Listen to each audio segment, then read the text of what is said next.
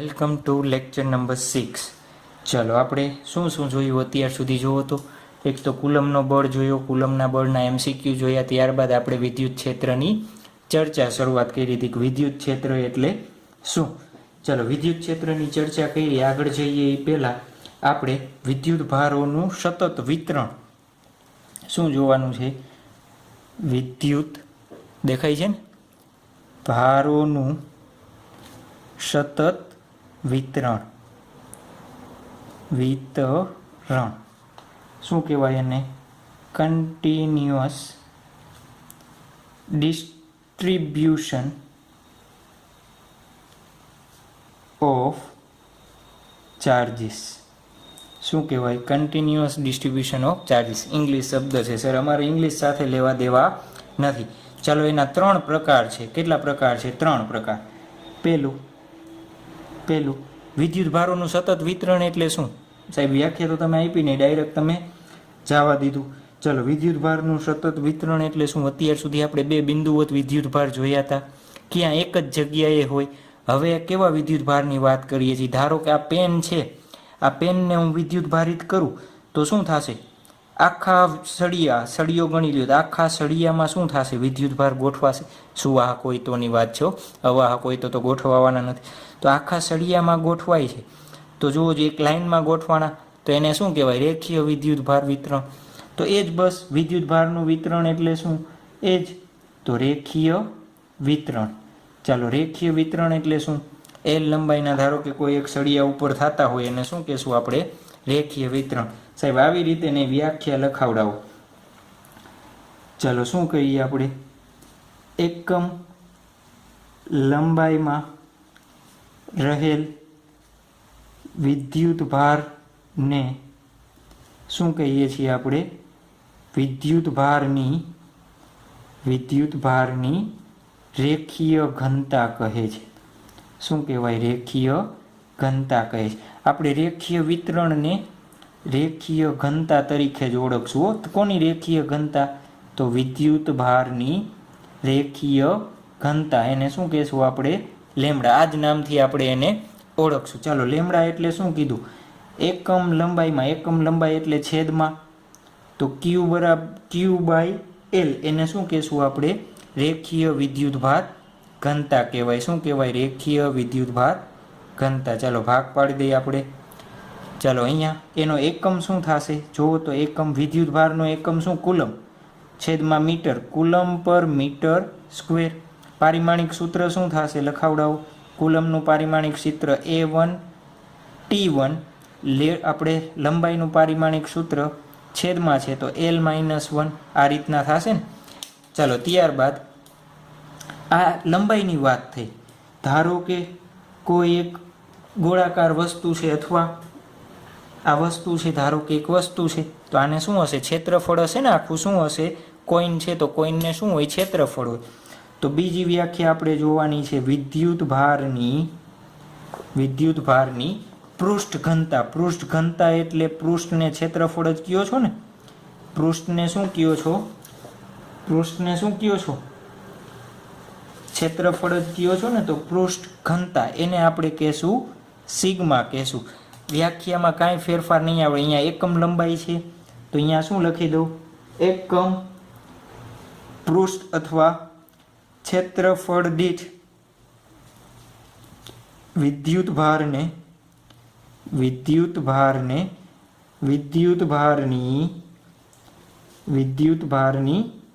પૃષ્ઠ ઘનતા કહે છે। ચાલો સિગ્મા બરાબર શું થાય? એકમ ક્ષેત્રફળ છે તો અહીંયા લંબાઈની જગ્યાએ મારે શું લેવું પડે? ક્ષેત્રફળ। ચાલો એકમ શું થશે? લખાવડાવો તો કુલમ પર મીટર સ્ક્વેર। ક્ષેત્રફળનો એકમ શું થાય? મીટર, તો ઉપર જશે તો મીટર -2। પારિમાણિક સૂત્ર લખાવડાવો મને। પારિમાણિક સૂત્ર શું થશે? કુલમનું શું થાય? A1 T1, લંબાઈ ક્ષેત્રફળનું શું થશે? Metre square L-2। ચાલો બે ખ્યાલ આવી ગયો। ચાલો ત્રીજી વસ્તુ, કદ આપ્યો હોય તો, આખું એક કદ હોય તો ધારો કે નળાકાર લ્યો તો નળાકારની અંદર હોય ને, તો નળાકારને કદ હશે ને। તો વિદ્યુત ભારની કદ ઘનતા, એને શું કહેશું આપણે? વિદ્યુત ભારની કદ ઘનતા, એને આપણે કહેશું રો. શું કહેશું? રો. રોવાનું મળતા હો, સિમ્બોલ છે રો. ખ્યાલ આવ્યો? તમે તો સાહેબને રોવડાવો એવા છો, તમે ક્યાં રોવો એવા છો, એવું છે ને. ચલો, વિદ્યુત ભારની કદ ઘનતા વ્યાખ્યા લખાવડાવો. એકમ કદ દીઠ વિદ્યુત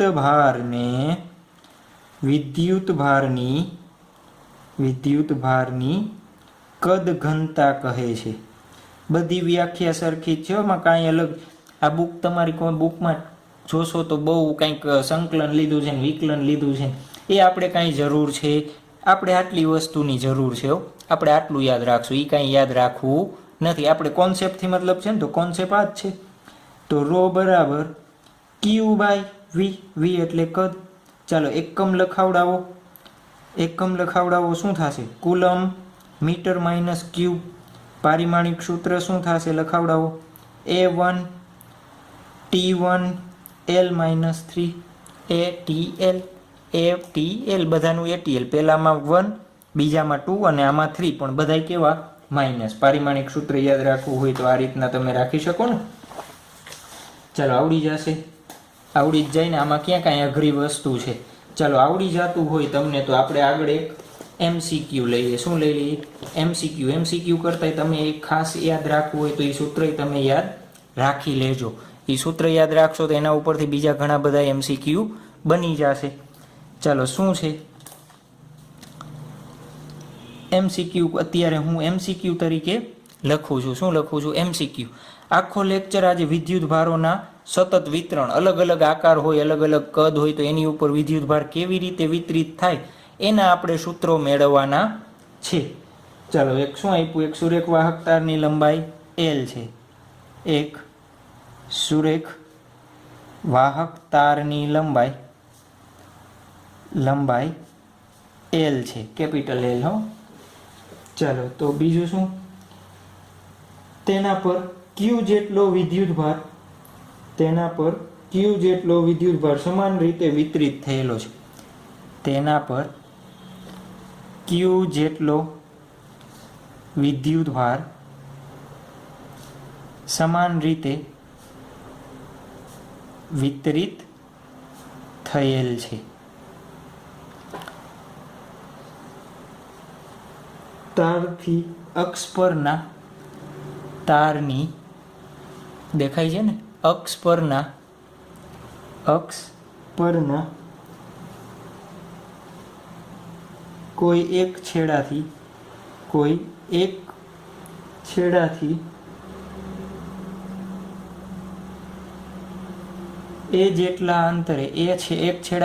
એ જેટલા અંતરે જેટલા, ગુજરાતીમાં સાહેબ બહુ લોચા મારો છો, જેટલા અંતરે આવેલા બિંદુએ વિદ્યુત ક્ષેત્ર શોધો. શું શોધવાનું છે? વિદ્યુત ક્ષેત્ર શોધવાનું છે. ચલો, તારની જાડાઈ એવું ગણવાની છે, એટલે પાતળો સરખો એક લંબાઈનો તાર છે. શું કીધું છે આપણે? એક તાર આપ્યો છે. આકૃતિ ડ્રો કરી દો. શું કરી દઈએ આપણે? આકૃતિ. ધારો કે આ L લંબાઈનો એક શું છે? તાર છે. તાર ઉપર વિદ્યુત ભાર કેવો છે? સમાન રીતે વિતરિત થયેલો છે. તારની અક્ષ પરના કયા બિંદુએ? ધારો કે અહીંયા અક્ષ પરનું બિંદુ P છે, તો તારના એક છેડાથી એ અંતરે કેવું કીધું છે? એ જેટલા અંતરે છે. ચાલો, સળિયાની લંબાઈ કેટલી છે? L છે. ખ્યાલ આવ્યો? સળિયાની લંબાઈ કેટલી છે? L છે. તો આપણે આ P બિંદુએ વિદ્યુત ક્ષેત્ર શોધવું છે. ચાલો, આપણે વિદ્યુત ક્ષેત્રનું સૂત્ર જોયું હતું. શું જોયું હતું? વિદ્યુત ક્ષેત્રનું સૂત્ર શું જોયું હતું? અને આની ઉપર આ કેટલો વિદ્યુત ભાર છે? રેખીય વિદ્યુત ભાર ઘનતા ઉપર Q જેટલો વિદ્યુત ભાર, એવું રકમમાં આપ્યું છે ને, Q જેટલો વિદ્યુત ભાર. ચાલો, બિંદુવત વિદ્યુત ભાર હોય તો ઉદ્ભવતું વિદ્યુત ક્ષેત્રનું સૂત્ર આપણે જોયું હતું, KQ/R². આવું જોયું હતું ને, KQ/R². જોવો તો અહીંયા ક્યાં બિંદુવત છે? આવડો મોટો વિદ્યુત ભાર છે, L લંબાઈનો વિદ્યુત ભાર છે. તો આપણે શું કરશું? તો આપણે એક કામ કરી શકાય. હું ખૂબ જ નાનકડો એક ભાગ ગણું. આ ભાગ શું ગણું? આ ભાગ જેનો વિદ્યુત ભાર dq જેટલો છે. આના કારણે હું આ બિંદુ ઉપર વિદ્યુત ક્ષેત્ર શોધી લઉં. એ રીતના અસંખ્ય નાના નાના ભાગ હોય એ બધાનું વિદ્યુત ક્ષેત્ર શોધી લઉં અને એ બધાનો શું કરી દઉં, સરવાળો કરી દઉં, તો મને આ બિંદુએ વિદ્યુત ભાર વિદ્યુત ક્ષેત્ર મળી જશે. તો શું કરશું આપણે, આ બિંદુએથી આને ઉદ્ભવતું વિદ્યુત ક્ષેત્ર શોધી લઈ, પછી આખા સળિયાની લંબાઈમાં શું કરી દઈશું, સંકલન. શું કરી દઈશું, સંકલન. સંકલનથી સરવાળો ઇઝી થઈ જાય છે ને. ચાલો ધારો કે આ ડીક્યુ વિદ્યુત ભાર છે, અહીંયાથી આ બિંદુનું અંતર કેટલું છે, એક્સ જેટલું અંતર છે. કેટલું અંતર છે, એક્સ જેટલું અંતર છે. તો આપણે શું કરી દઈએ, ધારો કે સ્મોલ ડીક્યુ વિદ્યુત ભારના કારણે, આ સૂત્ર લખવાનું નથી સમજાવવા માટે, તો વિદ્યુત ભારના કારણે પી બિંદુ પર વિદ્યુત ક્ષેત્ર, તમારે આખું લખવાનું છે. વિદ્યુત ક્ષેત્ર કેવું હશે, એક જ ભાગ છે તો આના કારણે ઉદ્ભવતું વિદ્યુત ક્ષેત્ર કેવું હશે, નાનું જ હશે. સાવ છોટો નાનકડો કમસ્તો કેવું છે, નાનકડું. કે ડી ક્યુ બાય આ અંતર એક્સ છે તો એક્સનો વર્ગ કહી દઉં. ચલો આમાં કાંઈ વાંધો નથી ને. ચલો જુઓ તો આપણે શું જોઈએ છે, કુલ વિદ્યુત ક્ષેત્ર શોધવું છે. તો કુલ વિદ્યુત ક્ષેત્ર શોધવું હોય તો કેવી રીતના મળે મને, કુલ વિદ્યુત ક્ષેત્ર જોતું હોય તો કેવી રીતના મળે મને કયો તો. શું જોઈએ છે, કુલ વિદ્યુત ક્ષેત્ર જોઈએ છે, કેવી રીતના મળે મને. તો કુલ વિદ્યુત ક્ષેત્ર જોતું હોય તો ઈ બરાબર મારે શું કરવું પડે, સળિયાના જુઓ તો અહીંયાથી ભાગ સ્ટાર્ટ કરું, આ બિંદુએ એ થી લઈ અને ક્યાં સુધી મારે ઇન્ટિગ્રેશન કરવું પડે, એ પ્લસ આ ભાગ ગણો ત્યારે આ કુલ લંબાઈ આ બિંદુએથી પીનું અંતર કેટલું, એ પ્લસ એલ થાય. તો મારે અહીંયાથી લઈને અહીંયા સુધીનું શું કરવું પડે, ઇન્ટિગ્રેશન એટલે સંકલનો. અને ડી ઈ કેનું, આ ભાગ છે એનું. પહેલો ભાગ હોત તો આ અંતર કેટલું થાત, એ. છેલ્લો ભાગ હોત તો અંતર કેટલું થાય, એ પ્લસ એલ. તો એથી એ પ્લસ એલ આપણા માટે શું થઈ ગઈ, લિમિટ થઈ ગઈ. ચાલો સાહેબ સંકલન થોડુંક અઘરું લાગે અમને, તો શું થશે અહીંયા, K D Q by X square, K D Q by X square. ચાલો જુઓ તો અહીંયા ડી ક્યુ વિદ્યુત ભાર છે, અહીંયા એક્સ છે, કે તો અચળ છે, બહાર આવી જશે. તો આ બેને કંઈ ક્યાંય રિલેશન છે, આનું સંકલન પોસિબલ નથી. ચાલો એનું સંકલન પોસિબલ નથી, પણ આપણે અત્યારે એક વ્યાખ્યા જોઈ. કઈ વ્યાખ્યા, રેખીય વિદ્યુત ભાર ઘનતા. તો લેમડા બરાબર હું શું લખી શકું, અહીંયા વિદ્યુત ભાર કેટલો, ક્યુ છેદમાં એલ જેટલો. ચાલો મારે શું જોઈ છે, ક્યુની વેલ્યુ જોતી હોય તો લેમડા ઇન્ટુ એલ કરી દઉં. ચાલો મારે સ્મોલ વિદ્યુત ભાર હોય તો બે બાજુ શું કરી દઉં, હું વિકલન લઈ લઉં તો આવું લખી શકાય. શું લખી શકાય, એલની બદલે અત્યારે કેટલો ભાગ લીધો છે આપણે, એક્સ ભાગ લીધો છે, તો શું કહી દઉં, ડી એક્સ. આનો જાડાઈ કેટલી લઈ લઈ, ડી એક્સ લઈ લઈ. કેટલી જાડાઈ લઈ લઈ, ડી એક્સ. તો ડાયરેક્ટ શું મળી જશે મને, ડી એક્સ. અહીંયા શું લખી દઉં, ડી એક્સ. કે ન સમજાણું, ધારો કે આ ડી ક્યુ ભાગ છે એની જાડાઈ ડી એક્સ જેટલી જાડાઈ છે, તો આ જાડાઈમાં કેટલો વિદ્યુત ભાર હોય, આખામાં લેમડા હોય. તો આ ડી ક્યુ ભાગમાં કેટલો હોય, તો ડી ક્યુ એટલે લેમડા ઇન્ટુ ડી એક્સ જેટલો. કેટલો હશે, લેમડા ઇન્ટુ ડી એક્સ જેટલો. આ વસ્તુ બધે યાદ રાખવાની છે, બીજી વાર હવે હું કેવડાવીશ નહીં. ચાલો લખાવડાવતા જાઉં, એ પ્લસ એલ, કે ડી ક્યુ એટલે શું મૂકી દઉં, લેમડા ઇન્ટુ ડી એક્સ. સમજાણું કે ન સમજાણું. ચાલો આનો મતલબ શું થયું, ક્યુ બાય એલ. જો એલ લંબાઈમાં ક્યુ વિદ્યુત ભાર, તો મારે ડી એક્સ લંબાઈમાં કેટલો થાય, તો અહીંયા ડી ક્યુ લખવું પડે ને મારે. અહીંયા ડી એક્સ લંબાઈ શું કરવું પડે મારે, ડી એક્સ લંબાઈ. વિદ્યુત ભાર જોઈ છે તો લેમડા ઇન્ટુ ડી એક્સ આવી જશે. તો ક્યુ કેવો છે, સ્મોલ, એટલે શું લખી દીધું મેં, સ્મોલ ડી ક્યુ. અરે યાર હજી ન સમજાણું. ચાલો લેમડા સ્મોલ વિદ્યુત ભાર છે, D Q by D X આવું લખી શકું. તો આ ડી એક્સને શામાં જવા દો તો આ બની જશે કે ન બની જાય, બની જશે ને. હવે સમજાણું. ચાલો પાછા આવી જાઓ અહીંયા, એક્સનો વર્ગ. ચાલો કે અને લેમડા કેવું છે, આખી લંબાઈમાં લેમડા કેવો, અચળ. બાર લઈ લો, એ પ્લસ એલ. શું વધે છે, 1/x સ્ક્વેર ડી એક્સ. ચાલો 1/x સ્ક્વેરનું સંકલન શું થાય, જો તો ઉપર જશે તો -2 થઈ જશે, આવું થઈ જશે ને -2. ચાલો હજી એકવાર આપણે સંકલનની નિશાની રાખીએ. હજી તમે પાછું આ લોકડાઉન ગયો છે તો ભૂલાઈ જશે, આવું બનશે. ચાલો કે લેમડા, આનું શું થાય, 1 ઘાત વધે, વધેલી ઘાત છેદમાં છે ને, આવું કહેતા ને આપણે, એ ભૂલી ગયા. ચાલો કે લેમડા એક્સની કેટલી વધશે, -2 + 1 -1. અહીંયા કેટલી વધશે, -1. એ થી એ પ્લસ એલ. તો આ માઇનસ હું બહાર લઈ લઉં તો કે લેમડા બહાર આવી જશે માઇનસ. જુઓ તો અહીંયા શું 1/x વધશે તો a પ્લસ એલ એ. ચાલો માઇનસ કે લેમડા લિમિટ મને લખાવતા જાઉં શું વધશે અહીંયા પહેલાં ઉપરની limit a plus L minus નીચેની લિમિટ.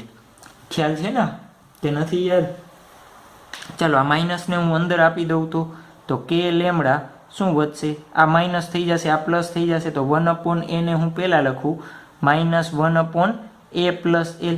ચાલો આ બેનું સાદુરૂપ અપાવડાવો મને કે લેમડા સાદુરૂપ અપાવડાવો a પ્લસ એલ માઇનસ એ લસા આનો આની સાથે ગુણાકાર આનો આની સાથે ગુણાકાર છેદમાં બંનેનો ગુણાકાર લસા લેતા આવડે છે ને એ કેન્સલ શું વધશે કે લેમડા એલ છેદમાં a પ્લસ એ એલ. ચાલો લેમડા એટલે શું લખી શકું જુઓ તો આ કેસ માટે લેમડા એટલે આ લખી શકું સ્મોલ ક્યુના છેદમાં એલ. કેમ આખાનો વિદ્યુતભાર ક્યુ કેટલી લંબાઈમાં એલ તો લેમડા બરાબર હું મૂકું small Q by L L A કાઉન્સમાં a plus L L L cancel તો શું વધશે કે ક્યુ બાય એ કાઉન્સમાં a પ્લસ એલ આ રીતના વધશે. ચાલો આ એમસીક્યુનું સોલ્યુશન આપણે કઈ રીતના આપશું એમસીક્યુ.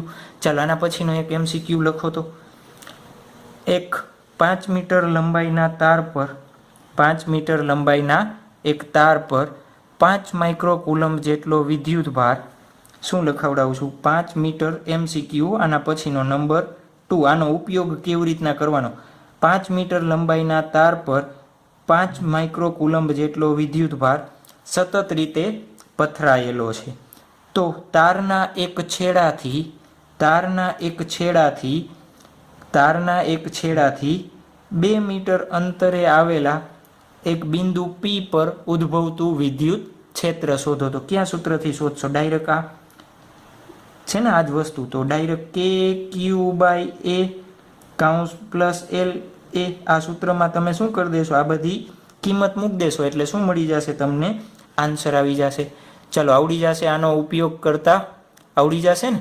ચાલો તો નેક્સ્ટ એમસીક્યુ આપણે જોઈએ. લાસ્ટ ટોપિકમાં જેમ જોયું એમ શું જોયું હતું આપણે એક એલ લંબાઈના સળિયા દ્વારા સળિયાના અક્ષ પર ઉદ્ભવતું આપણે વિદ્યુત ક્ષેત્ર જોયું હતું. વિદ્યુત ક્ષેત્ર જોવા માટે આપણે એક રેખીય વિદ્યુતભાર ઘનતાની વ્યાખ્યા આપી હતી. શું હતી રેખીય વિદ્યુતભાર ઘનતાની વ્યાખ્યા? ધારો કે આખી આની લંબાઈ છે એ લંબાઈ ઉપર ક્યુ વિદ્યુતભાર હોય તો એની રેખીય વિદ્યુતભાર ઘનતા કેટલી થાય ક્યુ બાય એલ જેટલી થાય. કેટલી થશે ક્યુ બાય એલ જેટલી. જુઓ તો આની લંબાઈ કેટલી થશે આખું વર્તુળ હોય ધારો કે આ રીતના એક આખું વર્તુળ છે તો એ વર્તુળને હું અહીંયાથી કાપીને આ રીતના ગોઠવું તો આ લંબાઈ મને કેટલી મળે એના પરિઘ 2πr જેટલી મળે. પણ અહીંયા કેવું વર્તુળ છે અર્ધવર્તુળ છે તો અર્ધવર્તુળ માટે શું થશે એલ એટલે 2πr ડિવાઈડ બાય 2 તો 2 કેન્સલ πr ક્યાંથી આવ્યા અર્ધવર્તુળ માટે શું થાય 2πr બાય 2 શું થઈ ગયા કેન્સલ.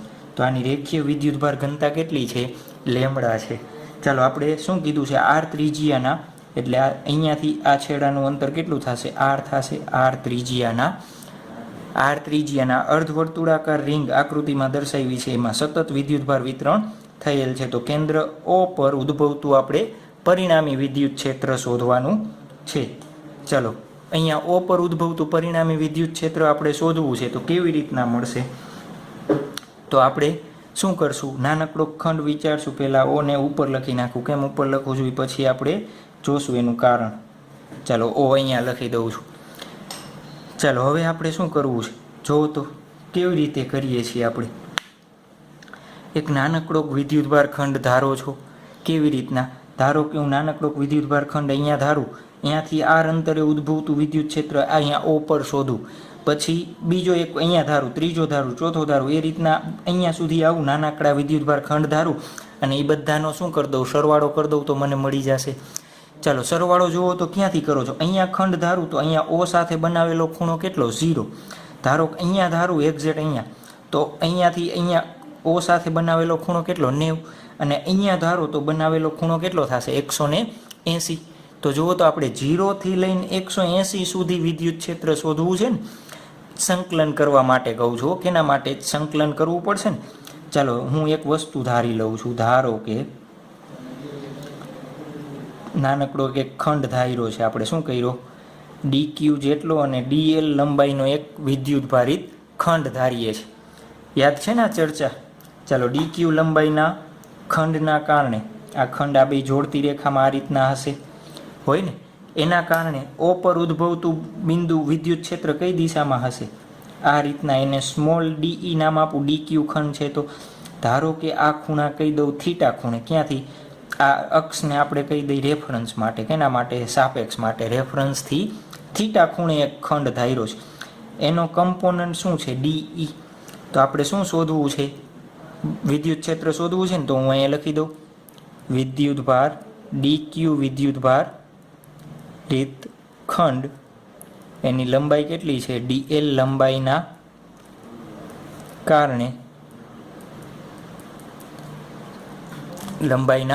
કારણે ઓ પાસે ઉદ્ભવતું વિદ્યુત ક્ષેત્ર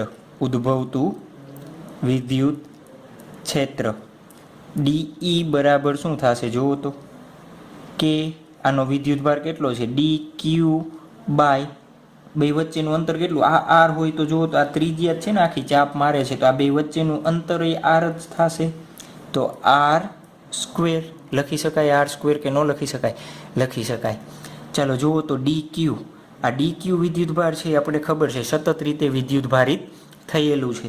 ચાલો, આખા ઉપર લેમડા જેટલી એની રેખીય વિદ્યુત ભાર ઘનતા હોય તો લેમડા બરાબર મારે લખવું હોય તો હું શું લખી શકું? લેમડા બરાબર ડી ક્યુ બાય ડીએલ લખી શકું કે ન લખાય? ડી ક્યુ બાય ડીએલ લખી શકાય ને. ચાલો, તો ડી ક્યુની કિંમત મારે મૂકવી છે તો ડી ક્યુ બરાબર શું થશે? Lambda into DL. શું થશે? Lambda into DL. ચાલો, અહીંયા સુધી અત્યારે આપણે કિંમત મૂકીએ. શું લખી દઉં અહીંયા? K lambda DL by R square. ચાલો, અહીંયા સુધી ક્લિયર થઈ ગયું શું કર્યું છે આપણે? ચાલો જુઓ તો આ ખૂણો થીટા છે તો આ ખૂણો થીટા થશે ને. ચાલો જુઓ તો આના બે ભાગ પાડી શકાય. કેવી રીતના? આપણે સદિશ માટે જોયું હતું કે નથી જોયું? આ રીતના ધારો કે એફ બળ હોય, થીટા ખૂણો હોય તો આને શું કહીએ છીએ આપણે? F cos theta. આને શું કહીએ છીએ?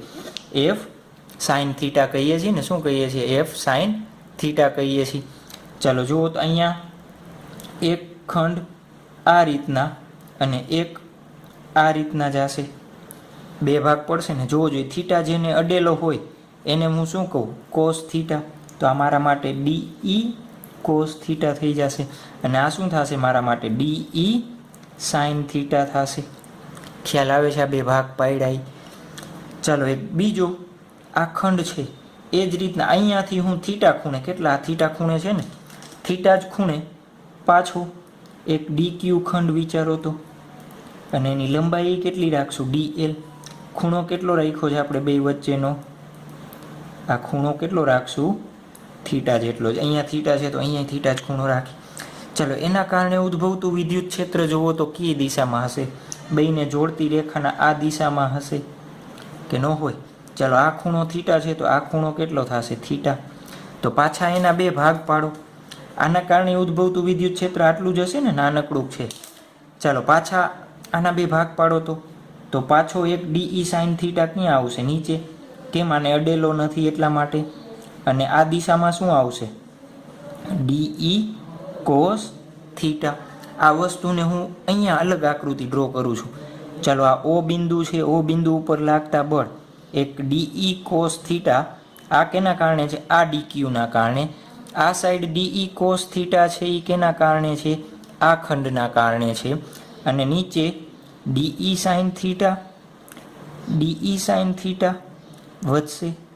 જો તો આ ડીઈ કોસ થીટા બેની કિંમત કેવી? બે માટે થીટા સરખો તો કિંમત કેવી આવશે? સરખી. તો એક આ દિશામાં 2 ન્યૂટન છે, એક આ દિશામાં 2 ન્યૂટન છે, તો આનું પરિણામી બળ કેટલું થાય? 0. તો આ જુઓ તો કેન્સલ થઈ જશે. શું થઈ જશે? કેન્સલ થઈ જશે. સમજાય છે ને? ખાસ ધ્યાન આપજો. ચાલો, તમને એવું થશે કે સાહેબ આ એક ખંડ લીધો, બીજા બધાય ખંડ માટે જુઓ તો એક ધારો કે અહીંયા હશે તો એની સામે એક ખંડ અહીંયા હશે, જેના કારણે આ ડીઈ કોસ થીટા શું થઈ જશે? કેન્સલ. બીજો એક ખંડ વિચારો અહીંયા છે તો એક અહીંયા હશે, જેના કારણે પાછા ડીઈ કોસ થીટા કેવા થઈ જશે? 0 થઈ જશે. તમને એવું થાય કે પરફેક્ટ 90 માટે, ચાલો અહીંયા 90 ના ખૂણે લીધો છે ને આપણે ડી ક્યુ, DL. ચાલો પરફેક્ટ 90 ખૂણે હશે એનું તો વિદ્યુત ક્ષેત્ર આ જ દિશામાં હશે, હોય ને? એનું વિદ્યુત ક્ષેત્ર કઈ દિશામાં હશે? નીચેની દિશામાં. તો એ ડાયરેક્ટ ઓલરેડી આમાં સરવાળામાં આવી જ જવાનું છે, આવી જશે ને. ચાલો મારે શું કરવું છે? O બિંદુ પાસે પરિણામી વિદ્યુત ક્ષેત્ર શોધવું છે. ચાલો પરિણામી વિદ્યુત ક્ષેત્ર મારે શોધવું હોય તો મારે આ DEની કિંમત છે, પણ વસ્તુ શું કરવી પડે? DE sin થીટાનું સંકલન કરવું પડે. કેમ? આના કારણે DE sin થીટા, અહીંયા વિચારો તો એના કારણે DE sin થીટા, અહીંયા વિચારો તો એના કારણે DE sin થીટા. તો મારે સંકલન કેનું કરવું પડે? DE sin થીટાનું. ક્યાંથી? આપણે જોયું એમ 0થી ચાલુ કરીને ક્યાં ખૂણા સુધી? 180ના ખૂણા સુધી. 0થી સ્ટાર્ટ કરીને ક્યાં સુધી? 180ના ખૂણા 7. ચાલો અહીંયા કિંમત મુકાવડાવો DEની. 180 K lambda DL by R square sine theta. જોજો કે આર સ્ક્વેર એ બધું કેવું છે? કે આર સ્ક્વેર અને લેમડા બધું અચળ છે, તો બહાર આવી જશે. તો જુઓ તો અહીંયા મારે સાઇન થીટાનું વિકલન કરવું છે, પણ અહીંયા DL છે, તો DLને મારે થીટા બનાવડાવવો પડે. તો કેવી રીતના બનશે? આપણે 11મા સ્ટાન્ડર્ડમાં દ્રષ્ટિ સ્થાન ભેદની રીત જોઈતી. કઈ રીત જોઈતી? દ્રષ્ટિ સ્થાન ભેદની રીત. અહીંયા આર હોય, શું હોય? અહીંયા આર હોય. નાની લંબાઈ ધારો કે ખંડ DL. આ નકડી આની ચર્ચા કરું છું, DL. તો જુઓ તો આના બરાબર શું લખી શકાય? આના બરાબર શું લખી શકાય? તો DL બરાબર આર ડી થીટા લખી શકાય. ક્યાંથી આવે છે? સ્ટાન્ડર્ડ 11 ચેપ્ટર નંબર 2 દ્રષ્ટિ સ્થાન ભેદ રીત. તો શું થશે? અહીંયા DLની કિંમત મૂક દઉં, આર ડી થીટા DQ બરાબર. તો હું શું કરી દઉં? અહીંયા DLની જગ્યાએ શું કરી દઉં? આર ડી થીટા મૂકી દઉં. ચાલો 0થી 180 K lambda by R square. DL એટલે શું લખ્યું મેં? R D theta sine theta. ચાલો જુઓ તો શું બહાર લઈ લો? કે લેમડા, આર કેન્સલ, તો એક આર વધ્યો. 0થી 180 સાઇન થીટા ડી થીટા. ચાલો સાઇન થીટાનું સંકલન શું થાય? સાઇન થીટાનું સંકલન શું થશે? Minus cos theta. 0થી 180. ચાલો કે લેમડા બાય આર લખાવડાવો. કોસ પહેલા 180 માઇનસની નિશાની માઇનસ કોસ 0. પછી શું થશે? કે લેમડા બાય આર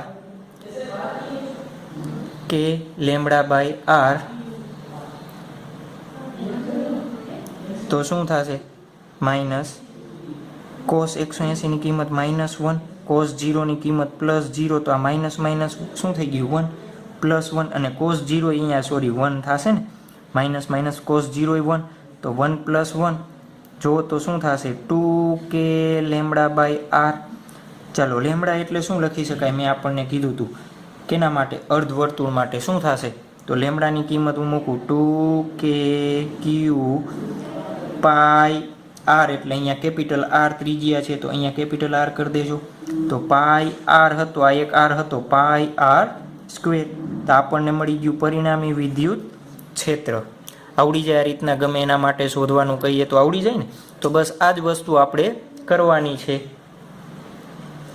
ચાલો આના પછીનો જોઈએ. એ તમારે શું કરવાનો? પુશ કરીને સ્ટાર્ટ કરવાનો છે, પોતાની જાતે સોલ્વ કરવાનો છે. સર્કલ જોયું પછી એ હાફનું પણ હાફ સર્કલ છે, તો એના માટે કેવી રીતના થશે? ચાલો પુશ કરી અને સ્ટાર્ટ કરો. તો મેં કીધું હતું ને તમારે કેલ્ક્યુલેશન શું કરવાની? પુશ કરીને સ્ટાર્ટ કરવાની છે. ખ્યાલ આવ્યો શું કરવાનું છે? પુશ કરીને સ્ટાર્ટ કરવાની છે. ચાલો જુઓ તો આપણે કરી દીધું. ચાલો હું પુશ કરીને સ્ટાર્ટ કરજો. ચાલો ધારો કે એક અહીંયા ખંડ ધારીએ આપણે.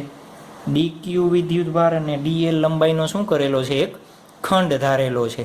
ચાલો એ ખંડના કારણે અહીંયા O બિંદુ ઉપર ઉદ્ભવતું વિદ્યુત ક્ષેત્ર શોધવું છે. આની ત્રિજ્યા કેટલી છે? R. જોજો આના અહીંયાથી વિદ્યુત ક્ષેત્ર આ દિશામાં ઉદ્ભવશે, તો આ ખૂણો થીટા હોય તો આ ખૂણો પણ થીટા થશે.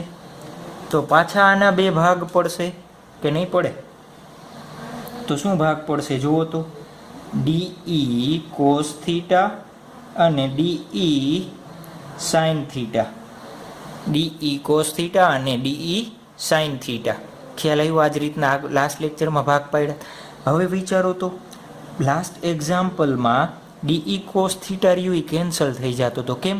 વર્તુળના આ ભાગમાં કોઈ એક એવું બિંદુ મળતું હતું થીટા ખૂણે કે જેના કારણે આ બાજુ એક વિદ્યુત ક્ષેત્ર મળતું હતું અને બંને સમાન મૂલ્યના હતા. તો શું થઈ જતું હતું? કેન્સલ. પણ હવે જુઓ તો અહીંયા આ બાજુ ભાગ જ નથી, તો એના કારણે આ કેન્સલ થશે નહીં. તો આપણે બંને દિશામાં વિદ્યુત ક્ષેત્ર મળે છે. ધારો કે આને એક્સ દિશા કહી દો અને આને શું કહી દઈએ આપણે? વાય દિશા. તો વિદ્યુત ક્ષેત્ર મને કેટલી દિશામાં મળે છે? બે દિશામાં મળે છે. મારે પરિણામી વિદ્યુત ક્ષેત્ર જોતું હોય તો હું એક્સ દિશાનું વિદ્યુત ક્ષેત્ર શોધી લઉં અને વાય દિશાનું વિદ્યુત ક્ષેત્ર શોધી લઉં. પછી સદિશના નિયમ ઉપરથી આપણે શું કરી શકીએ? શોધી શકીએ છીએ. ચાલો, તો આપણે ડીક્યુ વિદ્યુતભાર ખંડના કારણે ઉદ્ભવતું વિદ્યુત ક્ષેત્ર, ડીક્યુ વિદ્યુતભાર ખંડના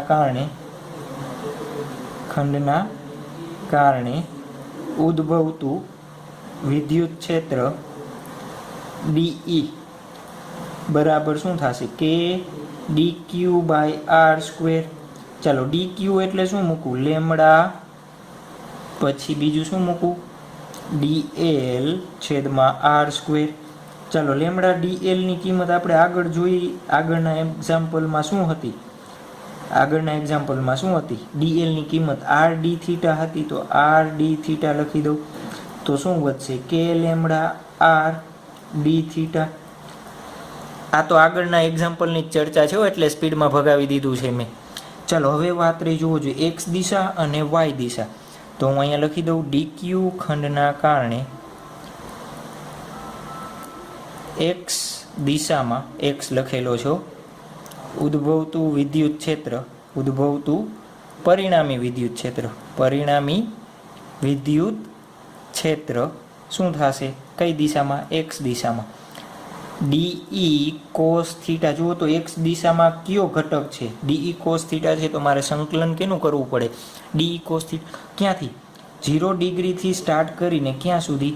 90 ડિગ્રી સુધી. 0થી સ્ટાર્ટ કરીને મારે ક્યાં સુધી લઈ જવું પડે? 90 ડિગ્રી સુધી. ઘણી બુકમાં તમને π/2 લખેલું હશે, પણ આપણી એનસીઆરટીની બુકમાં કંઈ આપેલું નથી. એનસીઆરટીની બુકમાં પ્રશ્ન છે નહીં, પણ આપણને જી અને નીટમાં ખાસ પૂછાય છે, તો આપણે આ કરવો જોઈએ. ચલો જુઓ તો ડીઈની કિંમત મુકાવડાવો મને. 0 થી 90. K lambda R D theta cos theta. ચાલો, કે લેમડા આર 12 લઈ લો તો શું વધશે? 0 થી 90 કોસ થીટા ડી થીટા. ચાલો, K lambda by R cos થીટાનું સંકલન શું થશે? Plus sine theta. 0 થી 90 કિંમત લખાવડાવો. K lambda R sine 90 minus sine 0. ચાલો, સાઇન 0 એટલે 0, સાઇન 90 એટલે શું થશે? સાઇન 90 એટલે શું થશે? 1. તો કે લેમડા આર વધશે. શું વધશે? K lambda R. ખ્યાલ આવ્યો? કઈ દિશામાં? એક્સ દિશામાં. ચાલો, હવે આપણે વાય દિશામાં લખાવડાવું. ડીક્યુ ખંડના કારણે વાય દિશામાં ઉદ્ભવતું પરિણામી વિદ્યુત ક્ષેત્ર ઈ વાય બરાબર શું થશે? જુઓ તો વાય દિશાનો કયો ખંડ છે? DE sine theta. આ બધી વસ્તુ અત્યારે યાદ રાખજો, તો આપણે ચોથું ચેપ્ટર ઝડપથી અને સહેલી રીતે સમજી શકશું. ચુંબકીય ક્ષેત્ર આના વસ્તુ બધી એમાં શોધશું. અહીંયા વિદ્યુત ક્ષેત્ર શોધી છે ને, તો ચોથા ચેપ્ટરમાં આપણે ચુંબકીય ક્ષેત્ર શોધશું. તો શું થશે? સ્પીડ થશે, ફટોફટ પતી જશે. તમારે બીજું કાંઈ જોવાનું જ નહીં રહી. ઈની જગ્યાએ શું મૂકશો તમે? બી. અને આ તો ઘટક પાડતા તમને આવડી ગયા છે. બાકી ડીઈ છે, તો એની જગ્યાએ આપણે બી શું શોધશું? ડીબી, નાનકડો ખંડ. તો એ બધી જ વસ્તુ તમને કામમાં આવશે. તો પહેલું ચેપ્ટર અને બીજું ચેપ્ટર ખાસ કરજો. એના ઉપરથી જ આપણે ડાયરેક્ટ ચોથું ચેપ્ટર ઇઝીલી આવડી જશે તમને, સાવ સહેલાઈથી. ચલો જુઓ તો શું થશે? 0 થી 90 ડીઈની કિંમત લખાવડાવું. K lambda by R D theta sine theta. ડીઈની કિંમત મૂકી છો મેં. તો કે લેમડા બાય આર 12 લઈ લો. 0 થી 90 સાઇન થીટા ડી થીટા. ચાલો, સાઇન થીટાનું શું થશે? Cos theta minus cos theta થાય ને 0 થી 90 કે લેમડા બાય આર લખાવતા જાઓ. પહેલાં કિંમત મૂકી 90, પછી વચ્ચે નિશાનીના માઇનસ, પછી આ કોસ માઇનસ હતા એ કોસ 0.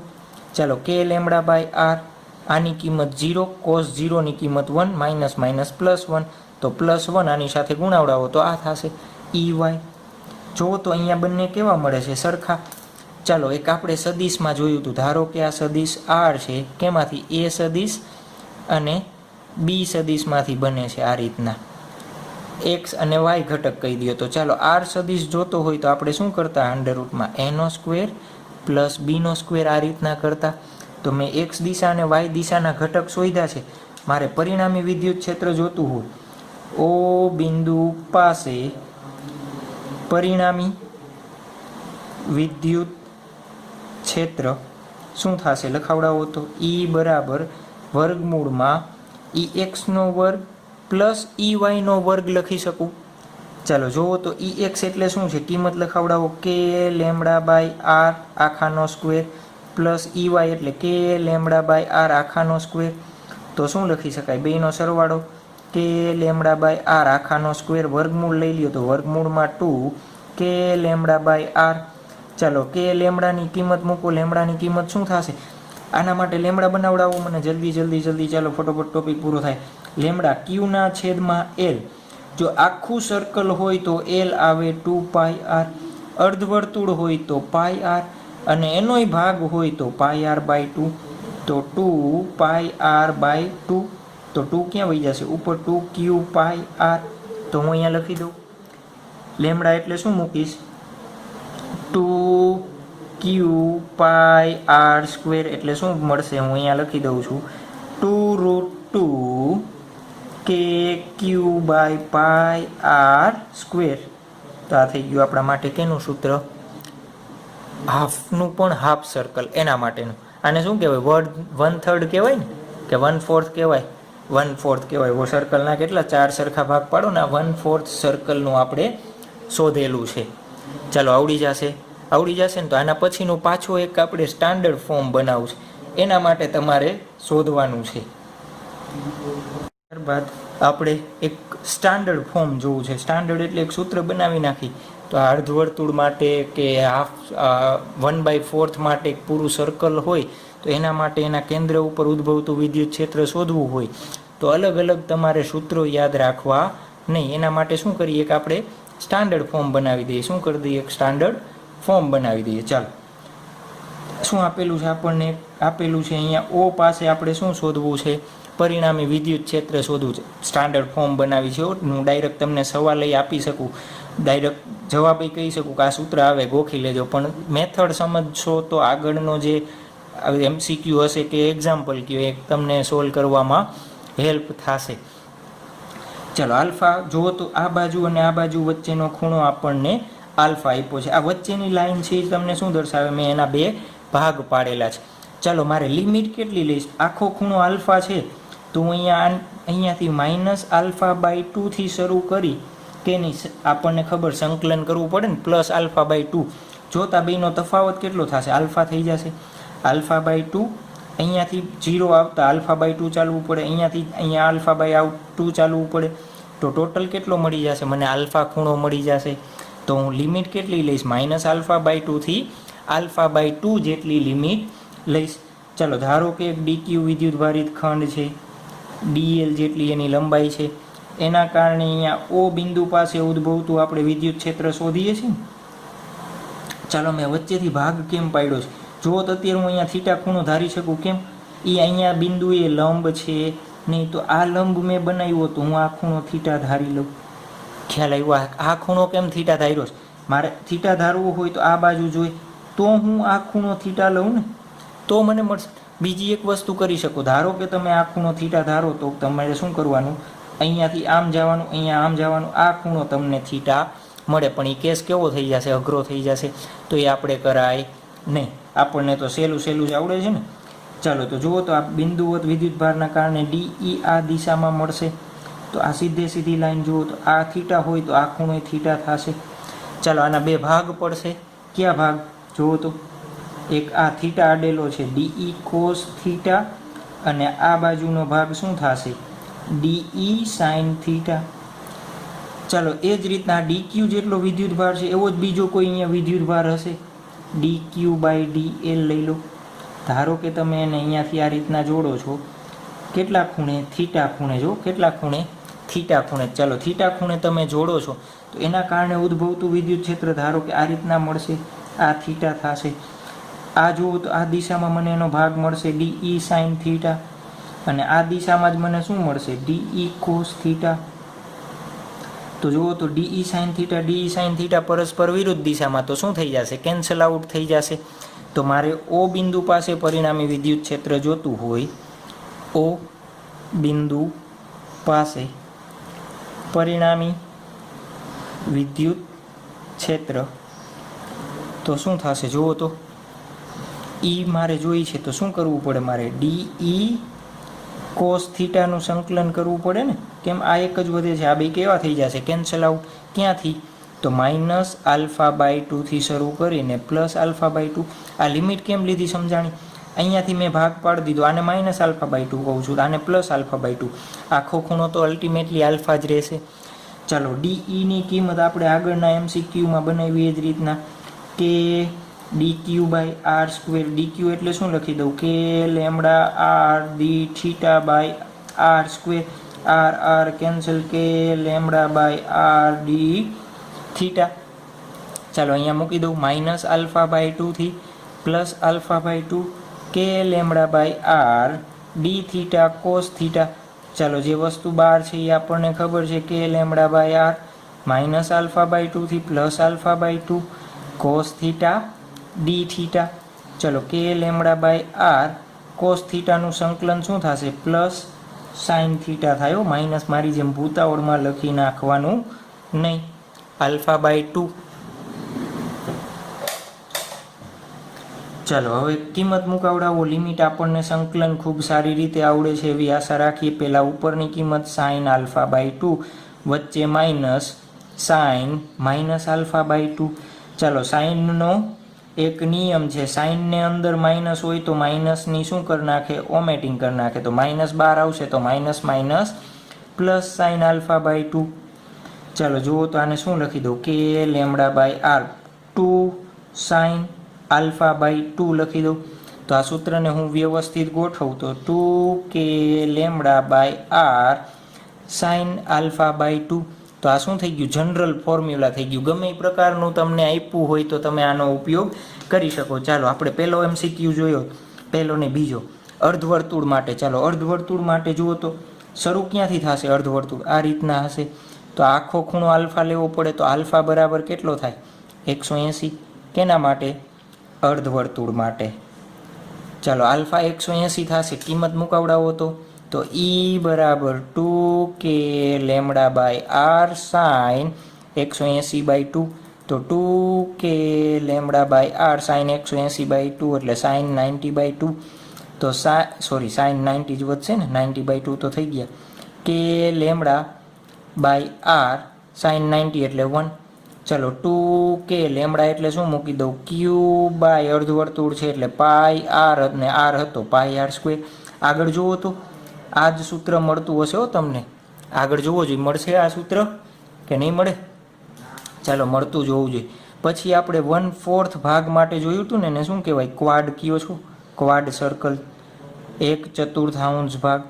ચાલો 1/4 ભાગ માટે આલ્ફાની કિંમત શું થાય આ રીતના હતું. તો આ ખૂણો 90નો છે તો આલ્ફા બરાબર કેટલો થાય 90. ચાલો કિંમત મુકાવડાવો મને. ઈ બરાબર 2 K lambda by R sine 90 by 2. ચાલો 2 K lambda by R sine 45. Sine 45ની કિંમત લખાવડાવો. √2 થશે, 1/√2 થાય ને. 2 K lambda by R cross 1/√2 મળે છે આવું કે નથી મળતું.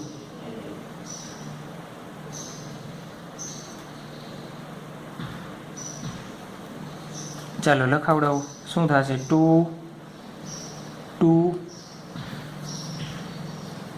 પછી શું થશે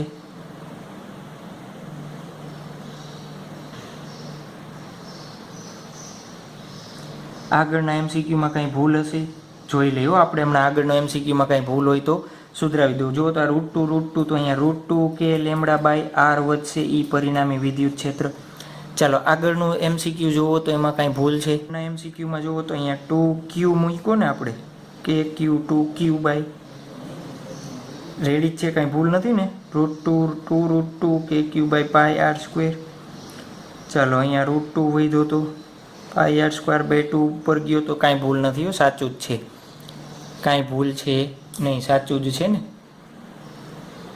ચાલો તો આવડી જશે. તો આ થઈ ગયું આપણા માટે જનરલ ફોર્મ્યુલા. તમે આનો ઉપયોગ કરી શકો અથવા ઓલા બે સૂત્રનો તમારે ઉપયોગ કરી દેવાનો. ચાલો આવડી જશે. તો વર્તુળનો ટોપિક અહીંયા પૂર્ણ કરીએ છીએ. એક પહેલાં સળિયો જોયો, હવે આપણે શું જોઈશું? સળિયો જોઈશું પાછો. બરોબર છે, વર્તુળ અહીંયા પૂરું. આપણે ફર્સ્ટ એક્ઝામ્પલ જોયો તો શું જોયું? તો સળિયાના અક્ષ ઉપર આપણે શું જોયું હતું? વિદ્યુત ભારના કારણે જોયું હતું ને. હવે આપણે સળિયાના લંબ દિશામાં વિદ્યુત ક્ષેત્ર શોધવું છે. કઈ દિશામાં?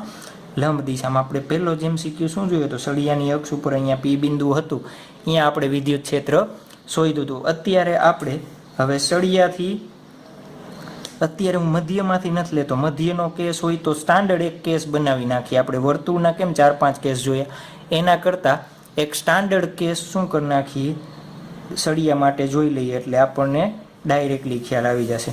ચાલો ધારો કે કોઈ એક બિંદુ અહીંયા O છે. O પાસેથી મારે શું કરવું છે? O પાસે બિંદુવત વિદ્યુત ભારના કારણે વિદ્યુત ક્ષેત્ર શોધવું છે. ચાલો આના ઉપર પથરાયેલો વિદ્યુત ભાર ધારો કે કેટલો છે? Q જેટલો છે. કેટલો છે? Q જેટલો છે. આ તમને પૂછાશે કેવી રીતના? L લંબાઈના સળિયાના